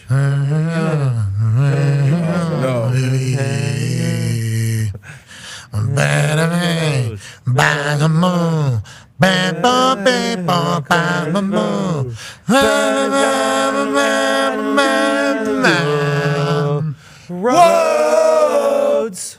My father said when I was younger, hard times breed better men. It's true. That's not from the Cody Rhodes song, I don't think. I thought that was third verse. I've never got to the third verse. I don't. My father said, When I was younger, hard times breed better men. whoa! Maybe. Might be. Yeah, because we never can get the lyrics. 'Cause it's all just so. Yeah. And easy times breed soft men. That's what they say. And with Soft that, men breed hard times. Hard times breed hard men. It's really a circle. It goes around and around. cyclical. Yeah, and you got to be able to read a room to be able to tell what part of the story we're in. Oh, I can tell you which part we're in now. What's that? Well, I'd say anyone younger than 28, soft. Anybody younger than 28 years age? Love it. 28. If you have only gone around the sun 27 times, I already know. I already know. How old are you, Connor? Excuse me? How old are you? I'm 29. Exactly. Okay. How many? In there, we have Navy SEALs still. Okay. Well, there's exceptions to every rule. Didn't they just change the rule? Galileo Galilei. Oh, wait a minute, D-Bunch. Look, let's not dive into that, okay? Just answer the question. I respect my frogmen. Hey, we still have dogs. There's still dogs out there. Oh, yeah. Uh-huh. I said there's an exception to every rule. They're different. They've grown up in a completely different life, in a completely different style of life than ever. Yeah, legit. I think, like, when it comes to, like, calluses on hands, probably not as many. But, like, the mental, the digestion of stuff, and probably self-battles are a lot different. How about not having 2 years of school? Like, you COVID? Yeah. Yeah, big deal. Yeah. Like, not socializing, meeting people, doing stuff. Like, you know, like if I was stuck inside my house for 2 years doing education, I mean, there is no way. You know what I mean? I don't even know how they could even be relatable to us. What if you missed your like junior and senior year of high school? I feel bad for those people. You're fucked. For real. You're fucked. That's what like helping shape you. Or As college, memories. you're paying $15,000 to go to college, and you don't get the college experience at all. 40? And then when you graduate, it's still like, well, tough shit. You're still paying for that. You're still in debt. It's So. crazy. It is really. So I don't know if they're all soft, Tone. Exceptions. There's exceptions. You think Axel is soft? No. I know Axel. What about when you were 28, Tone? Hard as nails, brother. Okay. All right. Let's get to a break. All right, we'll get to a break. Yeah, those are different times. Those are different times. Good answer. All right, we gotta roll through. We gotta roll through some of the news that is happening that we have to cover before tomorrow because we're off during the day tomorrow. Mm-hmm. But then we're on for a good 7-8 hours. Yeah. Oh yeah. Tomorrow night. Let's make sure we get our rest. It is grotesquely longer than we imagine it is every single year. Mm-hmm. It's gonna be cold too. What are you wearing? I didn't know what to do. I guess a suit. I gotta put something together. Are you guys wearing a suit? Did we know the draft spectacular was coming around or no? We didn't know. What do you mean? Yes. I thought it was next week for the longest time. I thought we weren't doing it this year. Oh, okay. I got a suit pack. We got to see Mel Cott. Mad Mel is Mad definitely Mel. gonna be there. Yeah. Did you not know? Oh, I knew. I wasn't. I'm saying I gotta put a jacket and some pants together. I don't have things just laid out perfectly. Here we go. This is first day of school. No but one has stuff like that. We just prepared. He's a gala guy, though. He's got his whole closet. Wear your draft suit, AJ. Yes. Wear your draft suit. That would be awesome. Oh, if I find it, I'll wear that. Please. Please find it. Laura! Man, where is that? Laura, send all of the children around the estate. We need to find the size 7X suit. They're using it as a FEMA tent in a third world country right now. Hey, that's coming back, guys. You know that. Yeah, that someone will style's wear coming that back. suit this weekend. I guarantee it. And we'll get yelled at that we don't understand fashion when we say, oh, body dressed like an asshole. That happens. Yeah. All the time. Oh, yeah. That's draft spectacular. Can't wait for it. That's how it goes. I'm just excited because I know my quarterback's not going to be dressed like a fucking idiot. Who's that? That's what I know. What? What? He's 100% in on Drake Maye. He is now actually in the next hour we have a conversation with North Carolina quarterback consultant and advisor, a man who spent 20 plus years in the NFL with Peyton Manning, Tom Brady, Andrew Luck, Matt Hasselbeck, and many others. We caught up with him this morning, and you're going to want to hear what he has to say about Drake Maye, especially if you're a Patriots. He's this little man right here. Right. This guy. Yeah. Beloved by every human that has ever been around him in a football building. He's coached a lot of incredible quarterbacks, been very close to the Sun, won multiple Super Bowls, has seen how they operate, how they work, how they go about day to day, how they handle teammates, how they everything. Yeah. And we caught up with him this morning, and I'm gonna say it straight up. There's a propaganda piece coming out about Drake Maye. Yeah. In about 5 minutes or so on the other side. Actually, right now. We'll run this right now. Okay. We got a chance to catch up with good friend of the program, Clyde Christensen, this morning. We'll see you on the other side. Ladies and gentlemen, joining us now is a man who is a quarterback coach in the NFL for 20-some years. Woo. Now he is working at North Carolina as a quarterback consultant, advisor, a man who's not allowed on the practice field, but certainly allowed in the meeting room. Yeah. A wealth of knowledge as he's worked with Tom Brady, Peyton Manning, Andrew Luck, yeah, and Johnny Unitas and he, same age. Ladies and gentlemen, Coach Clyde Christensen. Yeah. Coach, good to see you, pal. Good to be back with you. Good to see you guys. Hey, you're a college coach now as opposed to an NFL. You look good. You were good. Why are you moving? You were perfect. You're perfect. Right there. You're perfect. You're back in college now as opposed to 2.5 decades or so in the NFL. And the quarterback that you get to work with at your alma mater is a man named Drake Maye. Okay, he's very tall. I got a chance to meet him in person. I was alarmed by how tall he was. He's very big. He's broad. I was alarmed with how jacked he was. He led the team in rushing, I believe, a couple years back, and now last year, now he's being talked about as, maybe the 3rd overall pick or top pick in this upcoming draft class. As a man who knows the NFL very well, knows great quarterback play in the NFL very well, what do you see from Drake Maye that you think will translate in the NFL, and what are your thoughts on him as an NFL prospect as we're one day away from the NFL Draft Spectacular? Yeah, I'm extremely high on him. I've had a privilege to be around a couple of number 1 picks. I really think this guy is a number 1 pick type of guy. He's got a ton of skills. I think his best football is still ahead of him. He's going to be one of those guys who just gets better and better and better and better. He has a lot of the traits that those guys who last a long time have. He gets along with his teammates. He's a stable guy. I think he's really, really good. I think there's a bunch of great football ahead of him, and I've told anyone who'd listen that I really do think he should or could easily be the top pick in the whole draft. Now, you have to say that people would think because you're North Carolina alma mater and you're his advisor and everything like that. But I don't think, and this is just for me to throw myself into the position, my relationship with Clyde Christensen, I don't think he would throw himself to saying, he wouldn't be going above and beyond to tell me, hey, this is a guy for me to say on the show. No, this is a special guy, and I've always, your words mean a lot, and your reputation means a lot, and I probably am prejudiced. I do love the kid and the family and everything about him, but I do think he's really special and has a chance to really play great football for a lot of years. This is a guy who you could build a lot of those teams that need a quarterback up at the top, and a lot of it's who can you build it around, who can represent your team in the community, who can hang tough, who can make it through some tough times. And this kid has those kind of traits. He has an ability to.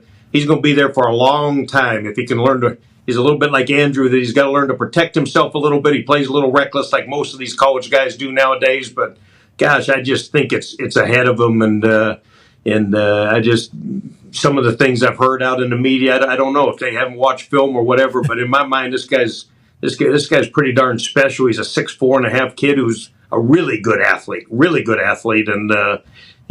So he processes information very, very fast, and I think probably the thing you always look at as a quarterback, is he going to get along with the team? Are they going to play for him? And the great ones that I've been around all have that ability that their teammates respect and play for him, and this guy has that. This is an extremely popular kid and comes from a great family. Another trait that the great ones that I've been around, from Hasselbeck to Manning to Luck to Brady, they all have great families. They come from good families, and I don't know if that's a prerequisite or not, but it certainly has been a trend for me that they just come from stable, good families with good mom and dad, and this kid would be no different. This guy comes from 4 brothers and just has competed all his life and loves football, loves everything about football. Yeah, and you're not saying anything about anybody else whenever you're talking up Drake Maye. You're just pointing out why you believe Drake Maye is going to transcend into the men's league in a great fashion. One last question for me,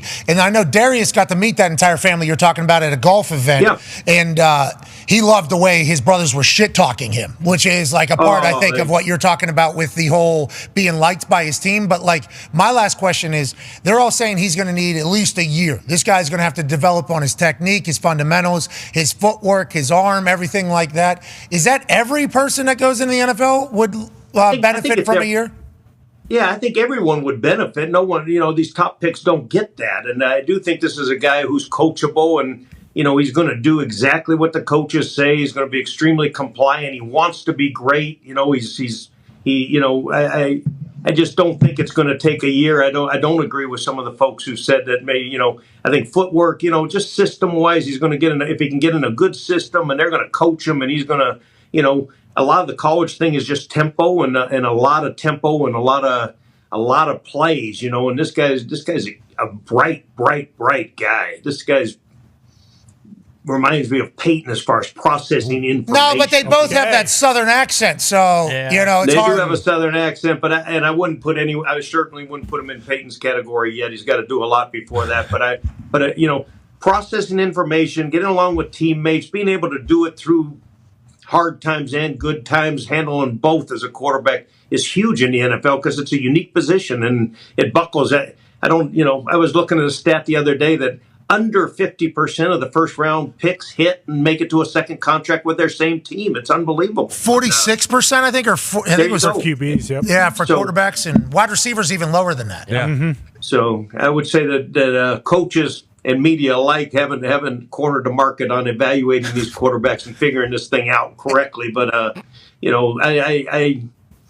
I'm high on this guy. I think he's a can't miss guy, and I think it'll be a guy that someone will take and build their whole franchise around. I love to hear that. I know North Carolina fans love to hear that. Drake Maye has to hear that and be pumped. And also whoever ends up getting him has to be pumped to hear this is his guy who's been with him for 2 years. And once again, and I like that you threw Hasselbeck in there because Hasselbeck played a long time. Yeah. We're talking about Hasselbeck, Luck, Manning, Brady. This guy's been around. So, that was at Peyton's Hall of Fame party. And then there's a couple other photos where him and Tom are incredibly sweaty. I mean, just sweating their asses off, getting after it up there in Canton, Ohio. But, these are obviously heavy words coming from you. Yep, there it is. Let's sweat all over this place with our Super Bowl rings at the Hall of Fame and celebrate at the Super Bowl party. But, as soon as Darius met him, literally the next day, Darius at Radio Row was like, I'm taking Drake Maye #1 after playing around a golf with him. Go ahead, D-Butt. Yeah, like Pat mentioned, got a chance Super Bowl week out there in Vegas. We got paired up with Phil, and his dad was out there, his uncle.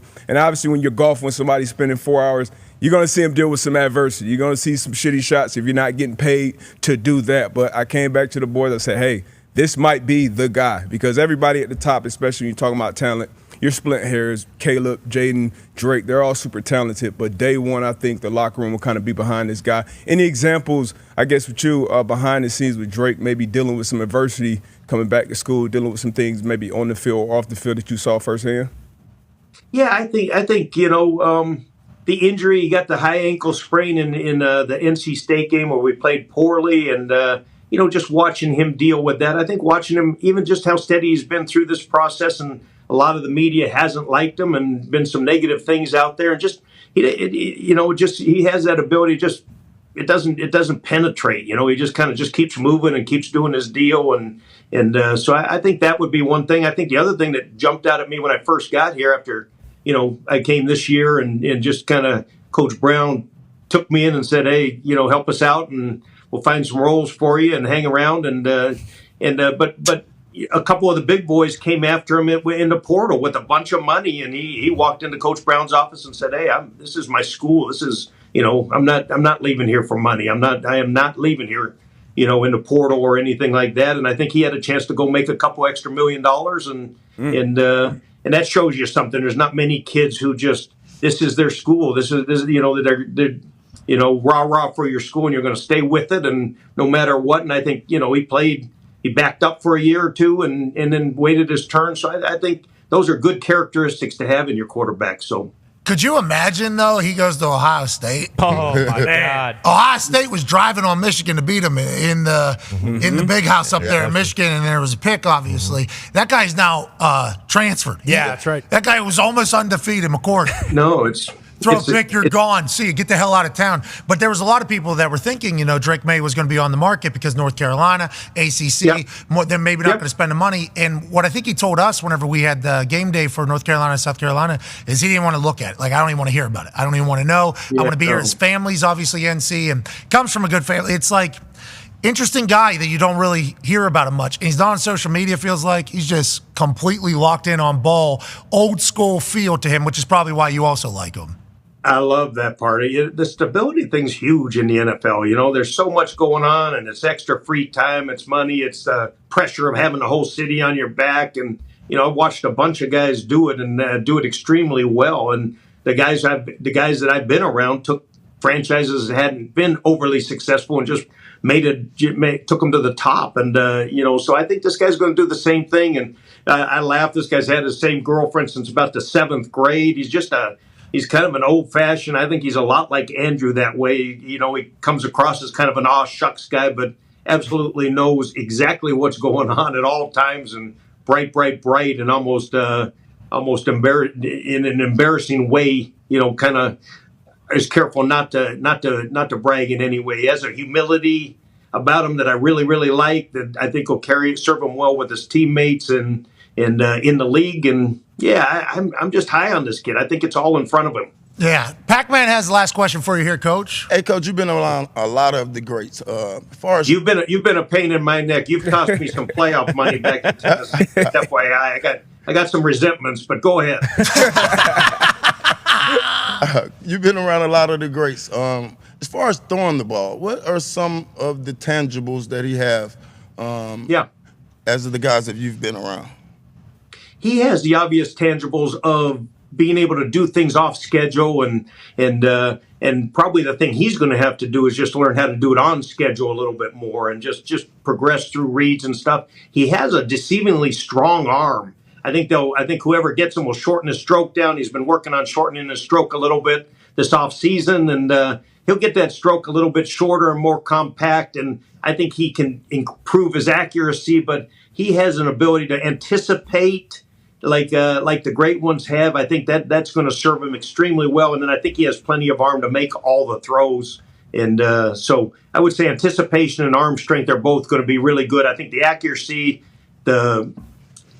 compacting the stroke a little bit, and then just the footwork in the pocket, those are to be things that he'll develop and get really good at here in the next couple of years. Yeah, because things you can get away with in college, you can't necessarily get away with in the NFL, but everybody has to get better. Like, that is what the NFL is. You have to get better. Yep. So saying this guy's going to have to get better, it's like everybody has to get better. It's the men's league. But quarterback, they're saying, you know, you got to be able to hit the layups. You got to be able to hit the gimmies. He's not going to miss the layups. This guy will not miss the layup. For every layup he missed, he hit about 2 half quarters. So. Last question here. I lied to you here. Last question from Connor. Coach, I mean, everything you're saying, you can see the Patriots helmet on this table. And by all accounts, Drake Maye is coming to New England. So this is all music to my ears. And, you know, there's been a lot of talk about the team that UNC had and kind of how they had a down year last year in comparison to his first year starting. What kind of happened in that situation? And also, you know, they reference how Drake Maye had Tez Walker and everything. How much work did they actually get in before they could play together? Because they only played 6 games together. Yeah, they didn't get hardly any because it was just kind of up in the air with that ruling, and it was kind of an odd deal. I think that would be another thing to Pac-Man's question. He's a guy who's adjusted to a bunch of different receivers, and you know, has only really started 2 years. So I do think both years they started 9-1, and then this year we started 6-0. And then faded toward the end. And I think that's a combination of a lot of things. I think if you watched him, he would tell you, he'd be the first to tell you he's got to play better and find a way to win games. But you know, some of it is defense, some of it is special teams. A lot goes into those things. And full team. But this kid's gonna be fine. All right. We're thankful that you joined us, and I think Patriots fans are jacked. Yeah, I'd say. I'm not endorsing him going up to New England. Too bad, Clyde. Hey, too bad, Clyde. Sucks to suck. He's coming to New England. You're gonna have to be a Patriots fan now. It's up to you. Tom did soften it. I grew to love him. So, but it'll take me a while to put on a Patriots. You're helping the Patriots right now. Yes, you are. Help the Patriots. No. You're bringing them back. No. You're bringing them back, Clyde. You're the one that is going to be responsible for bringing greatness back to New England. Thank you so much. Way to go, Clyde. I thought you were a Colt, man. Wow. Thought you were a Colt. Appreciate it, Clyde. You're the best. Ladies and the best. Hey, Hall of Famer in the future. Ladies and gentlemen, Clyde Christensen. Yeah. All right, back to it. Hey. Why? Let's go. This show stinks, and the fact that you listen, we are very, very thankful for. The the all-time leading tackler for the Green Bay Packers. You pig! Damn it! Be a friend, tell a friend something nice could change their life. Sport!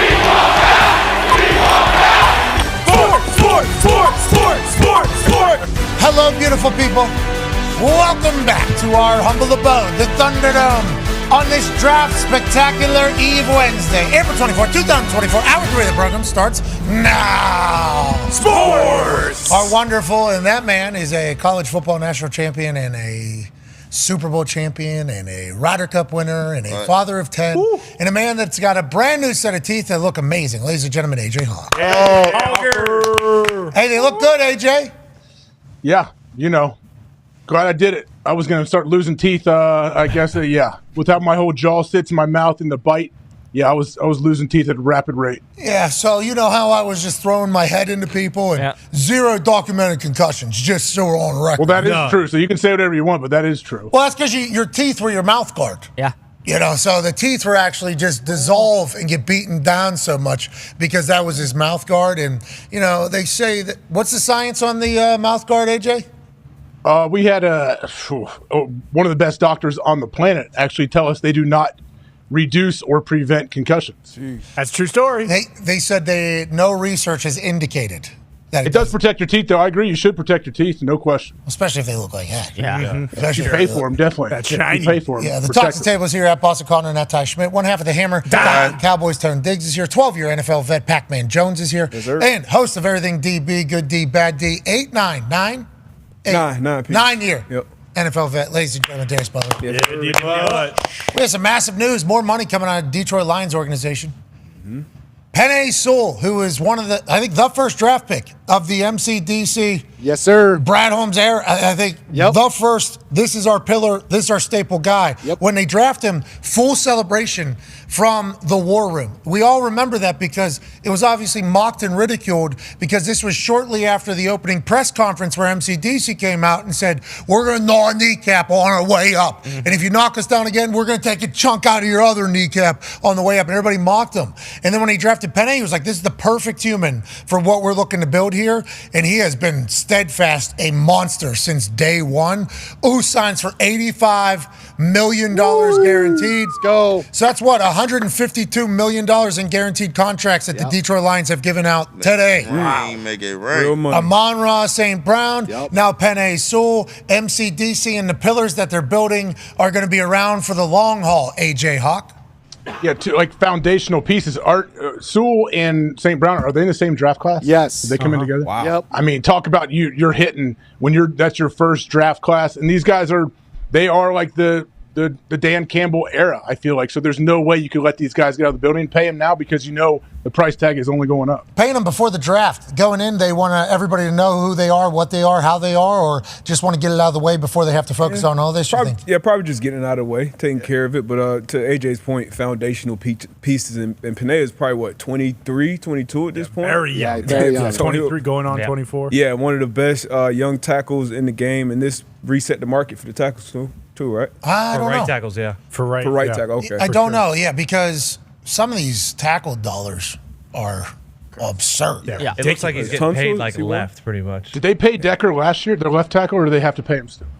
I believe he already got paid. Him and Rack. Penei's played both, though, right? Penei's played both when Decker's out, yes. And he played, picked it up. Yeah, exactly. He's an absolute freak athlete, is all AQ Shipley ever tells me. He's the most freak athlete at the offensive line position ever. So he could have technically, if he went over to left tackle, experienced it from being a right tackle and said, nah, I'm a left tackle. You can trade me because I'll go somewhere else. Right. Like Orlando Brown Jr. did at Baltimore when he was a right tackle. Then they had him play left tackle for somebody that was injured, played most of the season very well. Crushed. And then all of a sudden they're like, oh, you're going back to right tackle. He's like, there's a $7 million difference between this side and the other side whenever it comes to contracts. And with my dad, I think this is what I'm supposed to be. This is what I'm destined to be. He gets traded, does get paid. That would be something that Penei could do, I guess, if they weren't planning on moving him back to left tackle. Or on the flip side, when they drafted him, everyone everyone's like, all right, he plays left tackle. We already have a left tackle. So they're like, oh, Decker must be gone. But no, they made it work, and that's the reason the Lions found this fucking great offense is because it started with the O-line, and it's the reason Goff got good, and then it's the reason St. Brown's good, and then they're all getting paid. How about the Detroit Lions, Pac? It's never been like this for the Detroit Lions. People are pumped about who they're signing, and they're signing their own guys. Oh, I love it. And then they show the draft class that's coming up right now. If you play good, you'll get paid. Yep. But we're going to stick with the guys that's doing it the right way. I think this is good. This is good stuff for the Lions. The Lions are a really good team. I think they're a player away from being a really great team. How about the free agents also seeing this? They're taking care of their own here. Yeah. You know what I mean? Like, if you do the right shit, we're going to pay you. Yeah. There's some buildings that hadn't done that in the past. Yeah. And it's like, I don't know how you think that's going to bode for the humans that are actually going to be making decisions and giving effort. It's like MCDC, everything he laid out alongside Brad, everything they laid out is just coming to fruition. Yeah. You know? Golf got to be next, right? Yes, Goff's next for sure. And that's going to be a big one. What does that look like? How many years? What does it look like, though? I want to say I've seen on the internet like 45, 50 million. Hey, are you happy with how last year went? Yeah, right? 100%. Oh, I didn't know that. I didn't know that was going to be the case. Remember we got into a full fucking fight about this? Yeah, I forget when it was? Yeah. Whoa. Yeah, you were a part of it. Still stand by. Best season of my life, and I wasn't supposed to enjoy it because we lost. Yeah, that's what everybody's that saying. Makes absolutely no sense. That was my team didn't win the Super Bowl, so I had to be pissed off. That is not what we said whatsoever. You guys were predicting that was going to be the case, that once they tasted a little bit of success, they're only going to be fully happy if they win a Super Bowl. If not, it's going to be another letdown year for them. It's right. Well, now next year, though, this was the point. Well, now, agreed. Next year, I think that was my point. Yes. Maybe. Yeah, but you guys were saying it was happening this fucking year. No. Think about where this team was like a year or two ago versus where it is right now. Like, they just signed their own guys. Two of them to so much money. So $152 million guaranteed on this one day. Yes. Okay, on this one. And those two guys, MCDC's first year and Brad Holmes' first year, they started the season 0-10. We were staring down the first 0-17 team ever, and then they obviously won a couple more games. But it was some tough times for all of these guys. Which you guys would have been taking the tractor another round. Yep.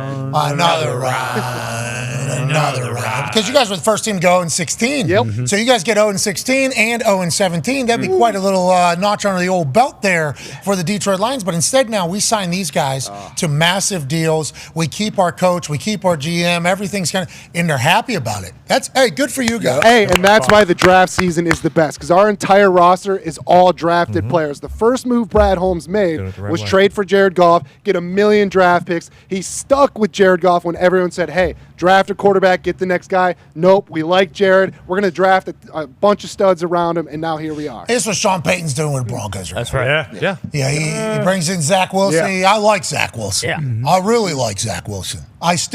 I'm wondering about the Broncos. Yeah.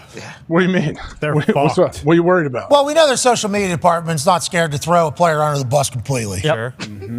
Well, that could have been Team 3. Let's ride. At least they got No, it was the Broncos. Remember, that's where we learned the let's ride thing from. Now, Team 3 has certainly done their fair share. Yeah. They added into the party of, let's dunk on Russell Wilson. Yeah. But the social media department were the ones that were like, look at the behind the scenes of this fucking guy. Pretty He'll cool. say let's ride however you need him to. Let's go ahead and put that out there. So I don't know about their social media team. Good numbers, though. They probably did a whole victory lap that they started an entire trend, even though they don't know. They're trying to get mocked the entire time. Now they released their new uniforms. These things suck. Yeah, they stink. Yeah, they do. oh, really? And the good ones are sitting right there. Just go back to the old Elway ones. They're so It's perfect. like unanimous. Like even the people that like weird fashion stuff are like, these kind of crop. Yeah. These kind of crop. So you got $83 million in cap hits over the next 2 years. Oh, boy. Your jerseys are crop. Absolute crop, seemingly, is what everybody thinks. Now, once we see it in full speed, maybe we'll like it more. You get Zach Wilson over there.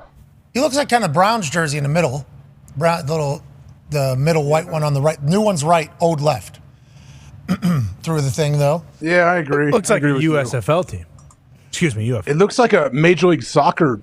It looks like the Roadrunners, mate. MLS Yeah, tarps are way better than those. UTSA. Wait till you see a TST tarps, just real quick. I had to pay a good amount of money for those. They're very nice. Bottom right's not terrible. But anyways, I mean, not Maybe great they though. look With better what it could on. be. Oh no, yeah, none of it's great. Picture of them on. Like, Yeah, the on. That does help. We don't know. Wait, the are players. these alternate? Are these alternates, or are these what they're wearing? I don't even know who the guys are wearing them. The alternate is the old Orange Crush one that everyone loved, but that's what they're saying. Just go back to those. Yeah. Just do those.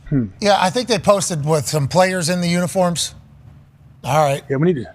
I don't know who this guy is. Yeah. I should. One of the guys had really hairy arms. Really. And he had pretty good hair as well. I mean, The that was, promo video also just looked like a commercial for a Bronco vehicle. which Those are cool. a lot of people own those. A lot of people own those. Cool car. They're bad. Boxing. Sick car, actually. What happened? They should have just made their new logo the car. That would have been sick. Yeah. You know, if they just had a bunch of Bronco cars on their jersey and helmet, like that'd be sweet. Why don't they have that on the side of helmet? Yeah, they all roll up. The whole team rolls up in new Broncos. That would be I mean, here we go. We got the players coming in. Need to see them. I want to know if you guys know who this is. I don't know who these guys are. Because then I'm like, are these paid actors or these actual players on the team? Which then leads me to, oh, goddamn, they got to rebuild this entire team, and they have $83 million that they aren't able Singleton. to use. Yeah, That's Singleton, right? Okay. I would have guessed Josie Jewell. But Now they cut his ass. He's gone. That's Javonte Williams. He's a stud. Bottom left, and that's Denzel Mims. Mims. Bottom right. You're right. UTSA. It looks like UTSA. Yeah. Okay. Well, These I'm going to let you know. stink. 49 was staring at me. I had no fucking idea. Only reason I know that Nah, is a he's a stud. He fantasy can play. football grab. That's the only reason I know that is because I had to pick up Denzel Mims in a couple leagues, and then on the other side, Javonte Williams got hurt, and I had to get rid of him. Who's 49? Up north, I thought that was the Ohio State kid. That's not Jewel. I No, he plays for Carolina. To be clear, I only saw 49 in the jersey, and I have no fucking. I thought it was a paid actor. Do you know who this is? I feel terrible. Bubba Ventura. Your model can't wear number 49. It's Singleton. Thank you, Fox. Yeah. Singleton. That's Alex not Singleton. Yeah. He's a great player, actually. Yeah, we They know do. he's a They great do. player. We Where's just don't know his Surtain? name. Yeah. Yeah, where's Well, they Surtain? didn't want to put Surtain on there in case he gets traded. It's Alex Singleton, just like we've been saying this whole time. Big 4'9". Yeah. Cortland 49er. Cortland Sutton couldn't be on there in case he gets traded. Right. Yeah, because Well, they're probably out of That's town. what I'm to be saying. Though honest. they have no motherfuckers. No. Judy They got to Dahn. rebuild that whole. They don't have 83 million. Nobody. Yeah. They should have put Sean Payton in a uniform. We know who he is. Oh, or Kevin James, all three. If you got Sean Payton, you got a team. That's what. That's everybody's just like That's what I think. uniforms kind of crop. Yep. Okay, we don't have as much money as everybody else to spend. We just got Zach Wilson, and the Jets are willing to pay half of that, and who knows how this is going to go. Maybe he'll be a guy, but once again, we cannot spend money like everybody else can for the next 2 years. It's like, what's going on, Denver? They got the richest owner. punting on the whole season. It's April. Yeah. They did do You a shitting version me? with Surtain right at the front. Okay. Okay, so I never saw that. Me neither. That would have No. been a nice little introduction to the entire thing for my algorithm. And Thanks, algorithm. And Quinn Miners is in there, just moving the lineman? body. Yeah. Okay, 49 is what I saw. Yeah, big 49er. And I just saw 49 staring at me. But good eyes, good hair. Yeah. I was like, Great I don't know color. who the fuck this guy is. I apologize. Alex Singleton. Yeah. That's on me, Alex. That's on me. But with that being said, it wasn't a good uniform. You knew it while you were wearing it. While he's putting it on, he was like, this is kind of crop. Yeah. Absolute crop. This is kind of. Maybe that's why they showed Surtain, and he's like, I'm not fucking putting that on. You Yeah, think right. I'm going to, what? No way. All fucking curly hair guy who plays in the middle. Maybe that's why Russell Wilson didn't want to play there anymore. Maybe. You know, maybe that's why Potentially. Sean Payton and Russell Wilson got into it last year. He's like, wait till you see the jerseys we're wearing next year. Russell said, I'm not wearing those. I ain't riding in that. No. And they said, is that right? I need you to take a pay cut then. I need you to stop with the guarantees if you get hurt. And Russ like, I'm not doing that. No. You're out of here. That's probably why I picked the Steelers, too. Loves jerseys. Uniforms are awesome. Always have been. Some places, Houston Texans, I think just. Their new ones Yeah. are so They did it right. That looks sweet. They look good. And once again, Houston Texans seemingly, right, whenever we talk about a lot of different aspects of the business itself, Yep. doing things good, doing I love things the very H. good. I don't love the H. Me neither. You thought different H was needed? Yeah, the uniform, cool. The H kind of stinks. I just like the old bull. Yeah. Toro. Yeah, the Toro.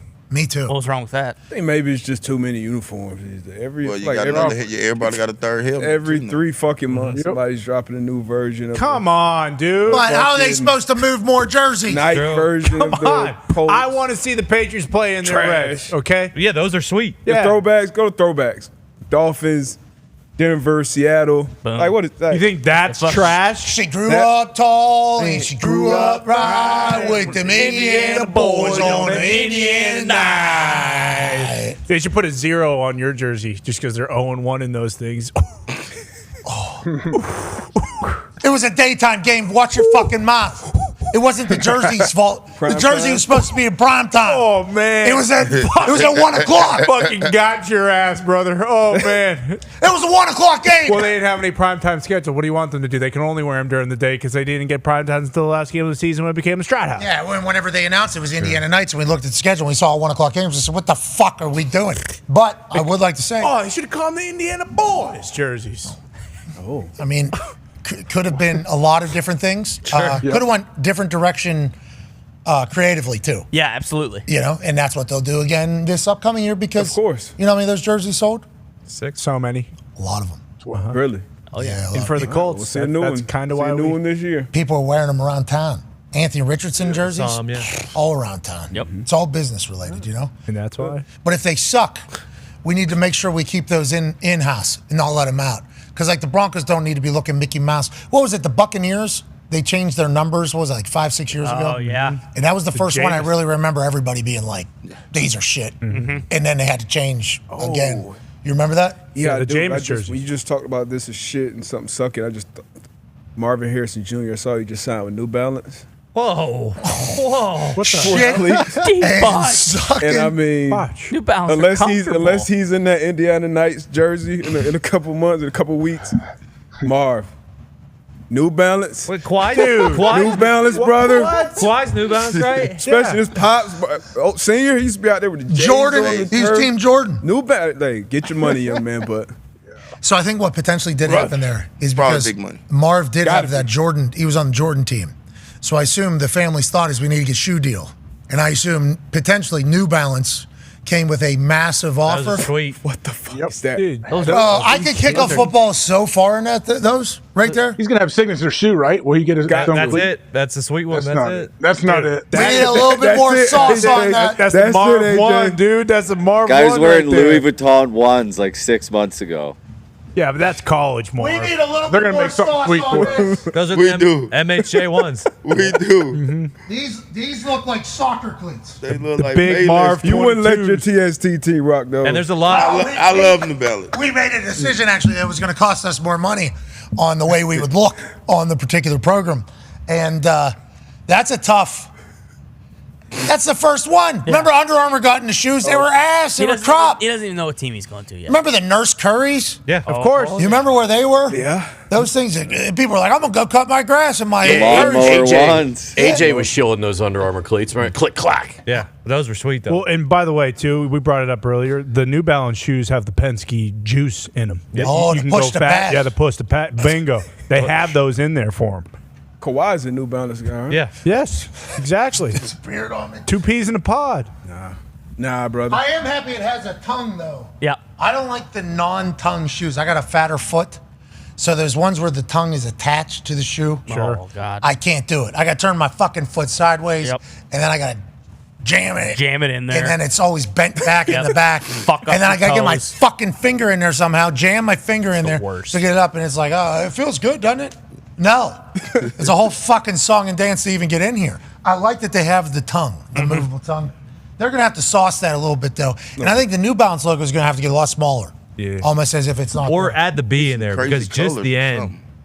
Yeah, they need to change that logo. The end, it needs to be different. What if it's a Z? That's what I'm saying right there. This is a Z right Yeah, now that's staring a at me. Z. Hold on. The NB. That's is not cool. what he's going to wear. He's going to wear something more, catered to Man, whatever he's team. wearing those. What are you talking about? He designed them. Are those New Balance gloves too, or those cutters? It's prototype, man. I don't know. Look like Those cutters. suck. You don't know. Foxy. I blame Nike for not throwing them enough money. suck. Agree. I'm right there with you, AJ. Nike, Jordan. It's their fault. Well, is Under he even Armour. allowed? Wait, can you wear New Balance, or do they have to wear Nike no matter what? I think you can now. Yeah. I think it's licensed now. You can, yeah. New Balance has to pay the NFL a certain amount of money to get onto the Yeah. field. Like $12. Kickers used to be able to wear whatever. We were exempt from the rule whenever it was. Not anymore? I think still exempt. Yeah, I think still exempt. I don't know what the rules are about who's allowed on, who's allowed off. Because you would think if Marvin Harrison signed a deal that they would be able to get on the field. Because if they're not able to get on the field, Other guys wear New Balances. The other guys have New Balance cleats they wear now. If he's rolling around in a couple A6, quarterbacks that's got New Balance deals. I've seen quarterbacks. Remember those Reeboks that Peyton and Eli used to wear that went up to their knees? Oh, yeah. Boxing boots. Reebok had a license though with the NFL, and Peyton would show up at training camp, like day 6, people are getting tired. He'd come out with a visor on and those fucking moon boots, and he would just start jogging his warm-up as if nothing was happening. And they were so fucking large, heavy, just in the way, obnoxious looking. And that's what shoes were at one point. And then you look at this now, there's like carbon fiber in the bottom of that thing. Kevlar. So it can be lighter. New Balance has 3 athletes, Chase Young, Will Anderson, and now Marvin Harrison Jr. Was Will and Chase wearing New Balance on the field? I don't think so. There's no way. No. Could be an apparel deal like Tony Romo. He comes off the field, takes his helmet off, and puts a New Balance ball cap right on. Oh, like he had to with a starter. Yep, exactly. They got a bunch of basketball guys, but yeah, footballs. This is the first pair of cleats they've ever made. Are they able to get on the field? That's the question. See, I'm not trying to be First a pair? fucking guinea pig for I New agree. Balance. Now that it's the first pair of cleats First that New pair? Balance has ever made, and it's 100 and some year. There are some. The white ones are a lot better than those ones. I like some nice white cleats. I like nice clean white cleats. You know, little. Oh, they ain't that bad. The other color. The white ones look better. They should pop up. Yeah, pop up the white ones. Oh, okay. The Burn X4s. The first cleat, we're looking at a Zion at Duke Nike shoe situation. If this is the first cleat, he's going to cut for a slant, and the whole entire cleat is going to explode. No, they've made soccer cleats for years, though. Golf spikes. Yeah. Oh, sorry. These How ones many are, slants these are they ones running? These ones are under lacrosse. This is our first football cleat. Great. Yeah, that's a problem, Marv. No, you just add one more cleat. Soccer cleats and football cleats now, very similar. I mean, there used to be stories about wide receivers and DBs. And I think Frank Gore even wore soccer cleats. I think Ocho, too. Ocho, I know Woe did. Ron Landry. Yeah, He there was it a is. He was a soccer cleat guy for sure. But the only difference with football is there's a cleat right in the front middle. Yeah. Like soccer, you're not allowed. That is actually what bans the cleat from soccer, is if you have one in the front middle. But with how tight shoes have all gotten now at this point, it used to be just a couple positions, everybody else had thicker. Now it's just like who can make the lightest, most traction cleat possible. Yep. And if New Balance is about to come in and change the game, wait a minute. I don't know if they can get on the field, though. I have no idea if they can get on an NFL. Spat. If they're not licensed, you can wear them in spat, maybe. I don't know. I don't know what the deal would be. Is there a unanimous cleat that everyone loved? Nike. Yeah. Speed. The vapor. The speed vapor, yeah. Everybody. Everybody. I used them to kick. Yeah, and they was comfortable. Yep. Light, comfortable. They just stopped them. You can't find them. They changed them. They changed the design. And the lows felt like there was actually support there for somehow, some way. Yeah, those were the best shoes. Those back in that 2007, 2004, College, yeah. in that era. Yep. Those speeds were really nice. Nike Speed TDs. Or Nowadays, they're all so. Vapors. Remember the Vapors? Oh, yeah, the the Vapors, Vapors. super light. I wore those in college, I believe. There was nothing to them. Zero support. They felt great. That's how all of them are now, I guess. Yeah. That's crazy. Well, ankle braces and people tape their ankles and all that. How do we feel about what Devin Haney was wearing in the ring? Those Fashion. shoes. That's fashion. You shouldn't get knocked out when you're wearing it, but He had Uggs boots on. Had a long night. That's interesting. You believe Garcia? He said he was trolling everybody the whole time? What a job. What I a believe troll it. job. He said he's got it on said tape, that, but then so he we'll said know. he drank every night as well. He might have taken it a little bit too far by just giving up $1.5 million, knowing if it was all planned out and he knew it was going to go over by 3 pounds. Just giving up $1.5 million seems to be a little bit maybe too good of a gimmick. Yeah. You know, maybe you could pause that at just $500,000. But then the bet on himself and how he looked. I didn't know boxers could bet on themselves. Yeah. Yeah, that's been that could happening. be a little, Floyd. Floyd I has feel like made that could be a little problem. Yeah, betting against yourself probably because then you're throwing foot. Betting with Bet on yourself's good, right? Yeah, but I would just stay away from the general. But I mean, I guess. You're making 12 mil off Nah, of I the. mean, it's great for him. I mean, but When it's in basketball, real big issue, you bet against your team. Yeah. Like Jonte. Jonte, yeah. When it's in football, real big deal, you're betting against your team. Boxing, though, I think guys have been betting on themselves because of the lack of purses in some promotions for a long time. It's just like accepted in the whole yeah, I didn't know that. It was me, but Individual sport, though, too. Yeah. I think it was a big Just gimmick, you. though. Good gimmick by him. Good job. I mean, yeah, he played it off. A guy might be a true thespian. Yeah. He made a lot of money. Good game, fool everybody. Yeah, he certainly did. He was making headlines everywhere. Yeah. Look at this. Why are they, it's not safe to let this fucking guy fight, so you could die. Yeah. He's going to die, people are saying. He's too dumb and too crazy. He's not in good enough shape. He's been drinking. Hey, look at the mental stability of this man is at zero. How are we going to let him go fight another man, especially an undefeated guy? And then he's just like, you remember those videos? Seen his prayer? His prayer at the press conference was one of my favorite prayers I've seen. Thank you, Jesus. Thank you, Jesus. Thank you, Jesus. And how he ended it. Suck my dick. Yeah, put my dick in your mouth, bitch. I mean, what's crazy? Yeah, that's what he It was said. crazy, right? Yeah. He played it off. That's what he was looking for. What a win. Yeah. I mean, he beat the fuck out of them. Where does he go from here? Where do you go from here? Go back to. Well, you hopefully don't go back to the owl out there in the woods, you know. Where it all started, they said. Dedicating his time to the kids. All right, as we wrap up on this glorious Marvin Harrison had a lot of say in the design. We didn't see the right color, Marvin. The white ones we've heard are awesome. A little bit better. We'll wear them.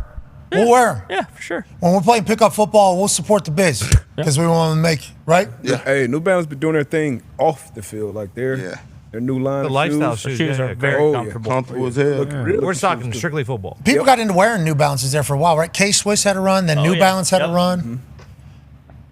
Those suck too. What the hell? They're better than Bro, you can make those look The so second, fire, the bro. second You row. can make much those better. all right. You can make those look fire. Are those the same? The top and the bottom. Yeah. If you got an all white night, Man, that was like Don't have great to say player. New Balance right Yeah, there that's on the- the inside. Yeah, I hate the New Balance written out. Oh, What see, a I joke. like that. These are lacrosse shoes, is what I've been told. What does that mean? Lacrosse shoes? I think they got a couple You can extra wear 'em all spikes. for what- But if you click on the black one, it looks the exact same as the ones that he was holding up. So I figured that was right. Hey, those are crops. Those are tough. Those are tough. Hey, I just straight The up, white are those are definitely crops. Go back to the lab, New Balance. Go back to the lab. Not that I am the critic or whatever, but that top left one is tough to look at and say, you know what? Yeah, I'm gonna put that one on my foot and walk outside. Maybe I like that's shoes. why- I like shoes. Maybe that's why Marvin's doing it. He's doing New Balance because he's like, you know what? I'm so fucking good. I could play in these shitty Oh, this is like cleats. Ye with Adidas. Exactly. Got it. He's gonna change completely how these cleats look. People should not be wearing those cleats in public. No. Those ones. The other ones looked okay. Allow it. Who's the first football guy that's going to multiple basketball players have shoes over like a Chinese brand? Is there going to be a football guy soon? Kyrie. Basketball huge over there. I don't think American football that big. True. So basketball is so big over there because Yao Ming and everything else. That's why there's always the situation between NBA stars and owners and how they're talking about a country that's potentially hacking into our servers. Yeah, Raj is not letting those. Raj isn't letting those on an American football field. Okay, Not that ownership. You're right. That always becomes the thing, you know. Not my football. I heard Jaden Daniels and Caleb are thinking about it, but not Drake May. That's, All right. that's just the word on the street. All right. Don't do that. Don't do what you're doing. The word.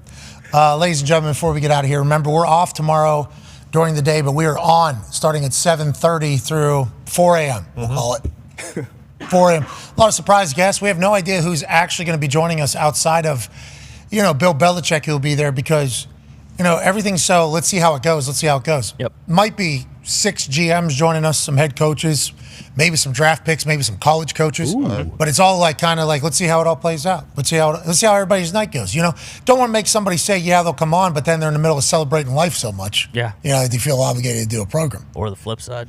Or life sucks. Yeah, don't need you to come on and ruin our life. Yeah. You keep your shit to yourself.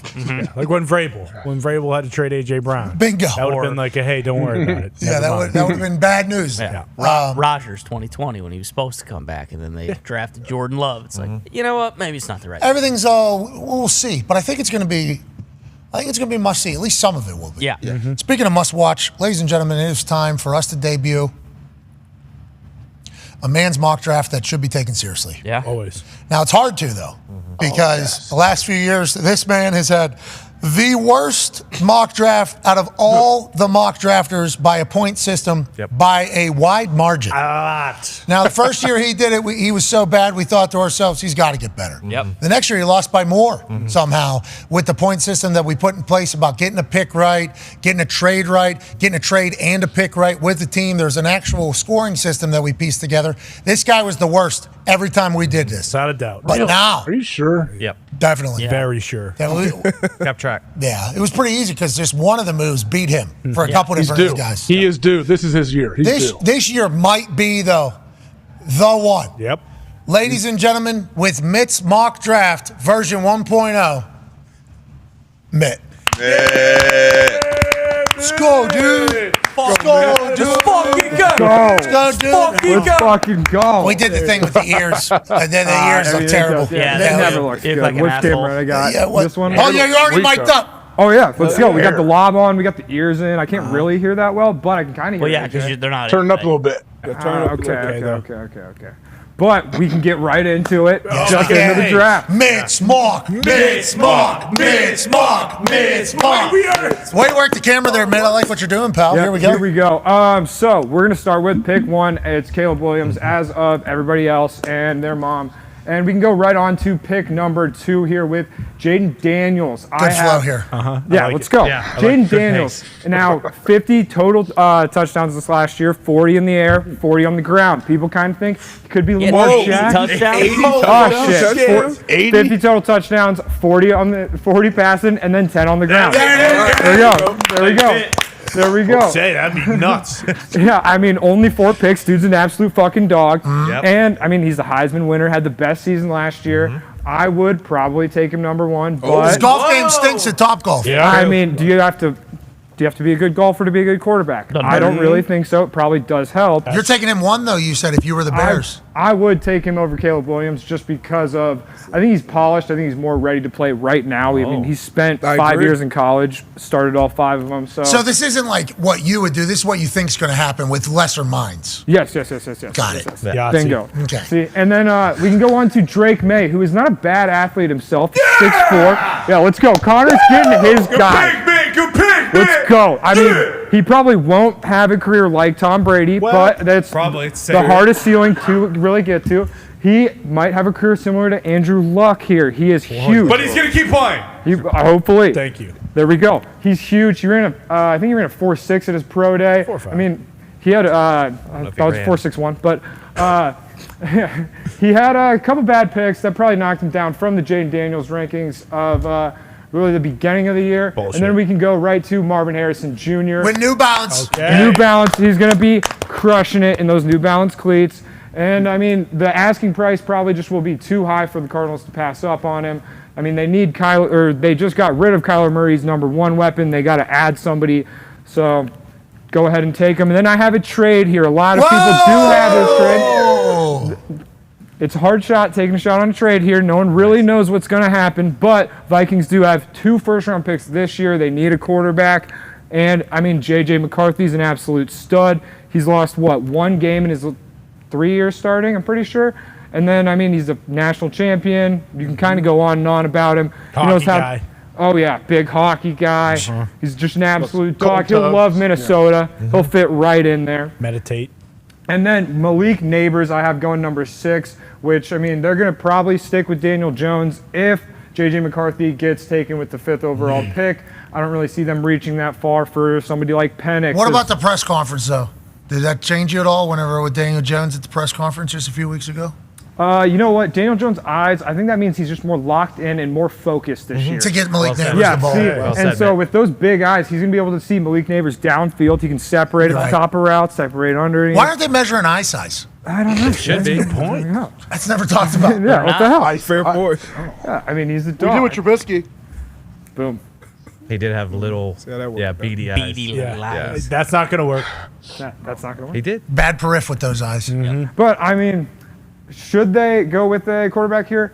Probably not, just because of the way that the draft You is agree with the laying lesser out minds, in my little mock here. And then the Titans, I mean, they got away from the ground and pound game. They got rid of Derrick Henry, shipped him out. They shipped out basically everybody else. So, I mean, shit, Will Levis needs somebody to protect his blind side. Yeah, Might he as well does. have somebody. It's a big son of a bitch. Pairing with Skronsky. Oh, yeah. Joe Alt's an absolute fucking dog. Right next to Skornowski. Oh, yeah. Big Think about that. They'd be dreaming down there in Nashville. They'd be writing songs about it. They will. Oh, it'd be absolutely nasty. But then I'm going to take a one defender in the top 10.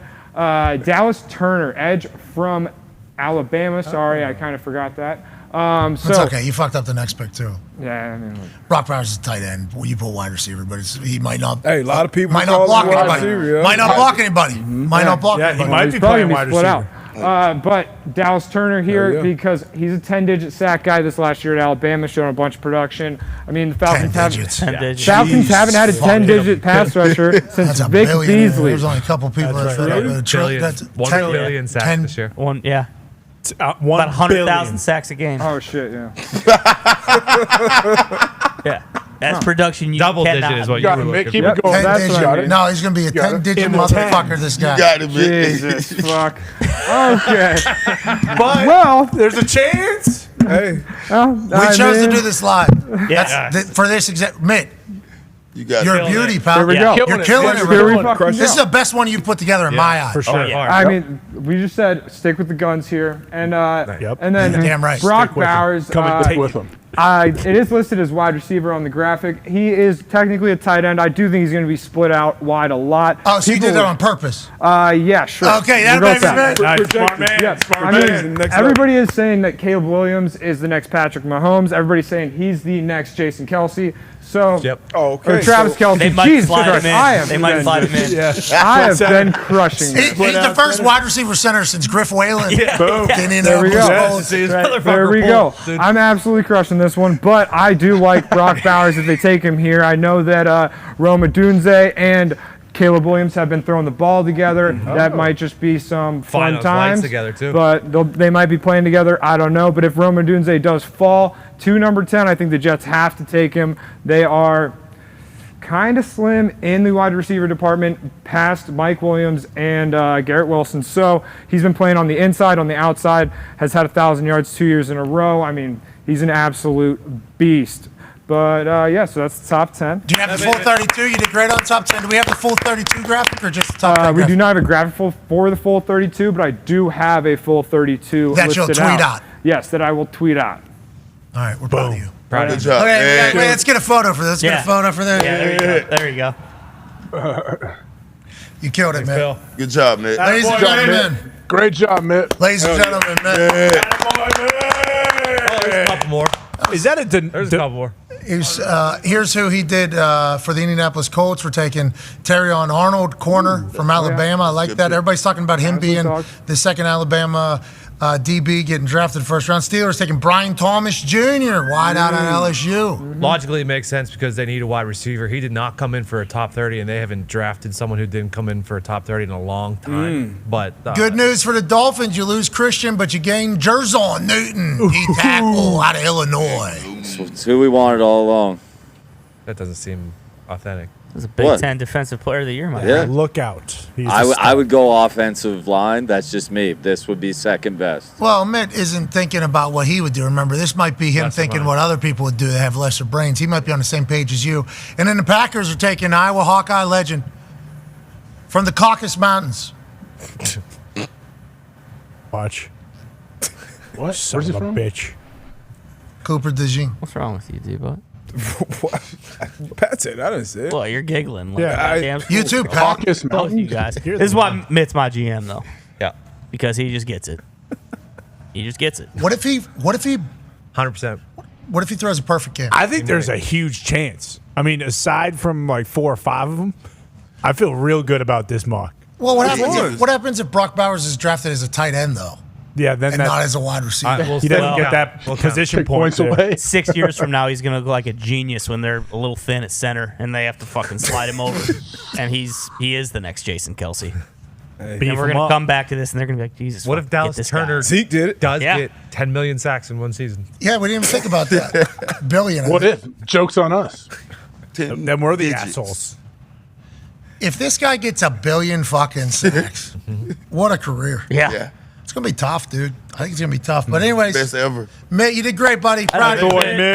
That's by far the best he's done. By far. I think so. Oh yeah, we got a little glimpse into his earlier, the preview edition. That was no hyperbole. That was 150 billion times better. Seriously. It was. Wait, he did like a little rehearsal, or he like went a run through? 10 digits better. Bingo. Yeah. When I went to Raw on Monday, the green screen was being used by Mitt on my way out. So as I land, I get an 8-minute video texted to me, and it is obviously grainy as hell, and it's Mitt going through his mock draft. And I didn't get to watch it because it was so grainy and it came through real small and everything like that. 15 minutes. I was excited to see it, in the morning. And I walk in and I go, I got sent an 8-minute video from Mitt or whatever, and Ty just goes. And I'm like, what's that? And he goes, no hyperbole. None. And he's picking a Zen out, I think. He's getting a Zen out or something. He goes, worst piece of content that has ever been created. And then puts it in it. And then he goes, don't watch that. Do not waste your life. I did yesterday.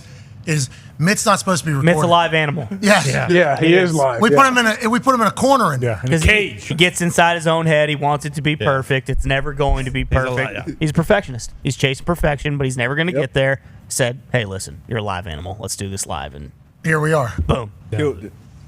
That guy's got a really good gig. Someone send me that. Come on, send me that 8 minutes. I think probably send you the uncut. I think we have the 55-minute uncut. I just like to see the progression. Bruce Brown in the back, sitting like over Ty's shoulder as we're talking about that. He goes, there could be a blooper reel that'd be really good. Oh, it would be gold. He kept on trying to not say fuck, and then he would be like, fucking fuck, and he said fuck. And maybe did it 50 times. And that was because he thought we were airing this hour one. Oh. No. I don't think. Don't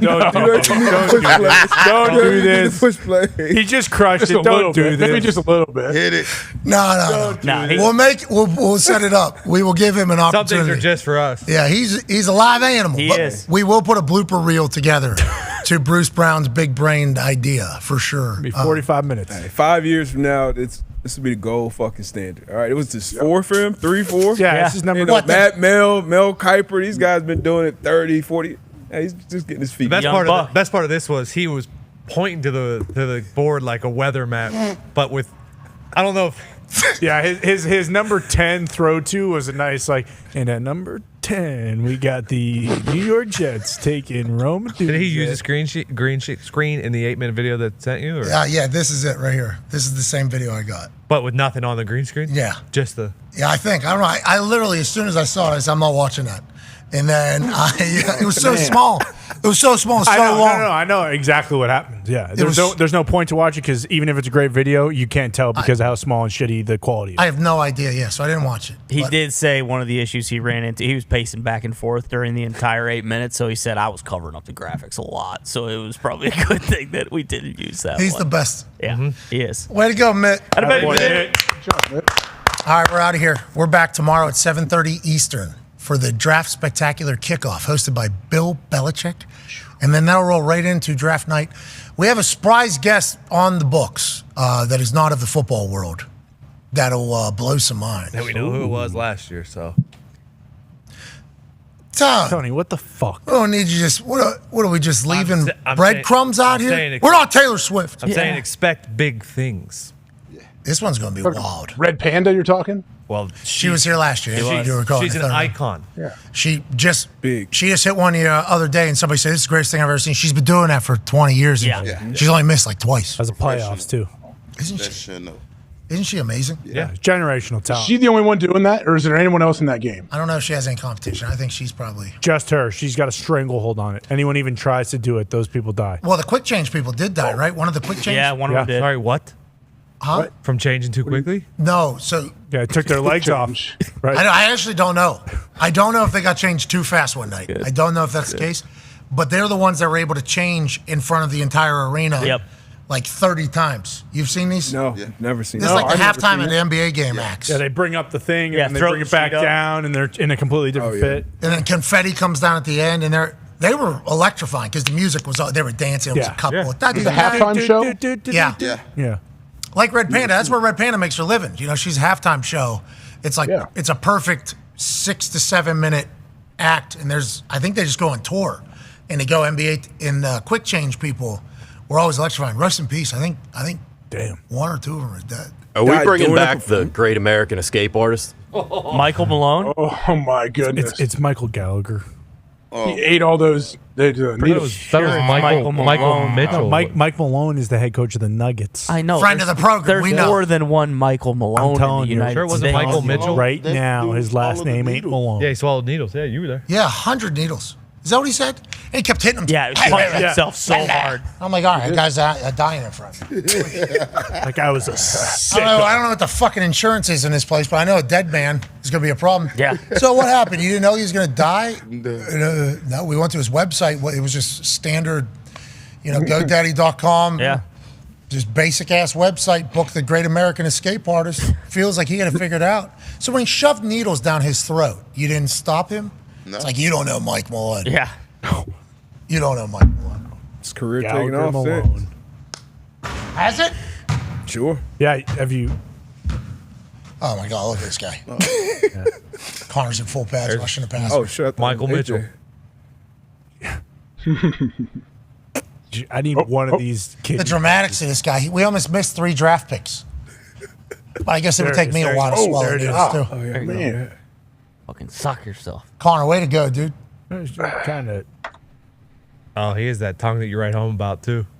You Time should change. punch him in the stomach, Con, man. The left Right hook. home about it. You wouldn't like Yeah. Oh, there we go. playing the piano. Oh,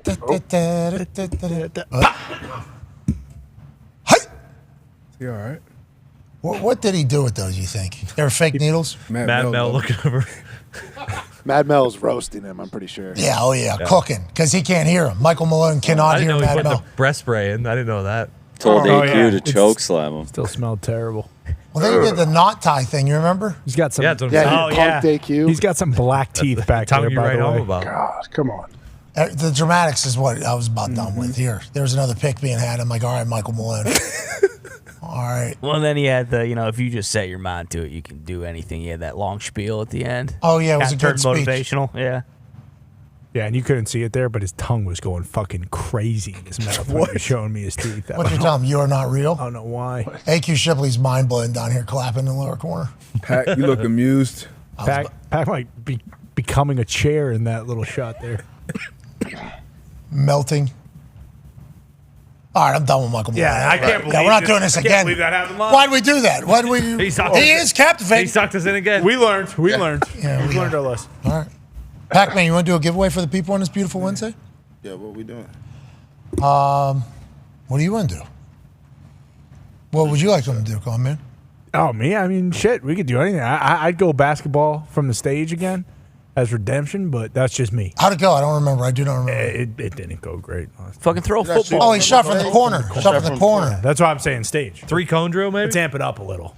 3-cone. Is this not the Football? NFL draft? I was gonna say, yeah, NFL draft. Fucking put a football in one of the target holes over there. Yeah. Oh, yeah. Yeah. For Drake May. Yeah, footballs. Got a shit ton of them, too. Final They're boss all- over there wide open. Yeah, we got. Hold on, that's not. Yeah. I didn't know that was a trash can. I thought that was just a bin because Where? we had a curtain over top of it. Yeah. We need to take the final boss out of the It trash. could be whatever you set your mind to. Yeah, that's a bin for that. That's not a trash, that's a bin. We Yeah. don't put trash in there No, never have. ever. Actually, That became a magic bin for us. Yeah. Yes. And a rock popped out. Ta-da! Exactly. boom. All right, let's keep Rocky there. And then we lose. I wonder what we had to cover up that we just ripped that. Probably a desk up here at some point. Yeah. Rip it off the fucking bin. Now we got a trash can. It looks like we put the final boss in the trash can. We did did not. do that. We did not. would never. Never ever. No. Fuck that. Would never. Exactly. Look at your boy. Yeah. Mama Rhodes. All right, Pac-Man. If you're able to throw a football into one of those 3 holes on that net over there, we'll give 25 people $500 on this glorious draft spectacular Eve Wednesday. All you got to do, ball, hole, easy. Come on, Pac. Shit. Adam, Pac-Man, Jones. I'm in the. Oh no. Slick ball. Whoa. Not a. Whoa. Rub it down. Rub it down. Yeah. Yeah. Beat him up. NFL quarterbacks get a beat up ball. Get in the hole. Yep. Got it. Hey! Holy hell, middle one. Hey! Let's go! Yeah, Let's go! First try. What a throw! That baby back. 25 people, Pretty $500. simple. Easy as that. That was a good clean catch up there by you two and a handout. Oh, Pac-Man. And a baby. I like those vibes. Yeah. All right, we will see you tomorrow. Let's have the greatest draft spectacular Hell of yeah. all time. We fun. will. Yep. Let's enjoy it all. AJ, you're the man. Pac-Man, good luck with the gigs. Yes, sir. Hey, good luck with the gigs. Baby back. As this show ends, we will showcase the giveaways from last week, the winners, and then we will see you next time, tomorrow night, 7:30 Eastern on, we're going to be on YouTube, What? ESPN Plus, What? ESPN.com, What? TikTok, What? Facebook, What? and probably clips, obviously, quickly on X and Instagram and everywhere else. We'll be lucky if you join us, and we'll be thankful that Bill Belichick's there as well. You're the greatest people on earth. Thank you for allowing us to do this for a living. We can't thank you enough. Be a friend, tell a friend something nice. It might change your life. We're in this thing together. Let's never forget it. Team on me. Team on 3. 1, 2, 3. Team. Goodbye.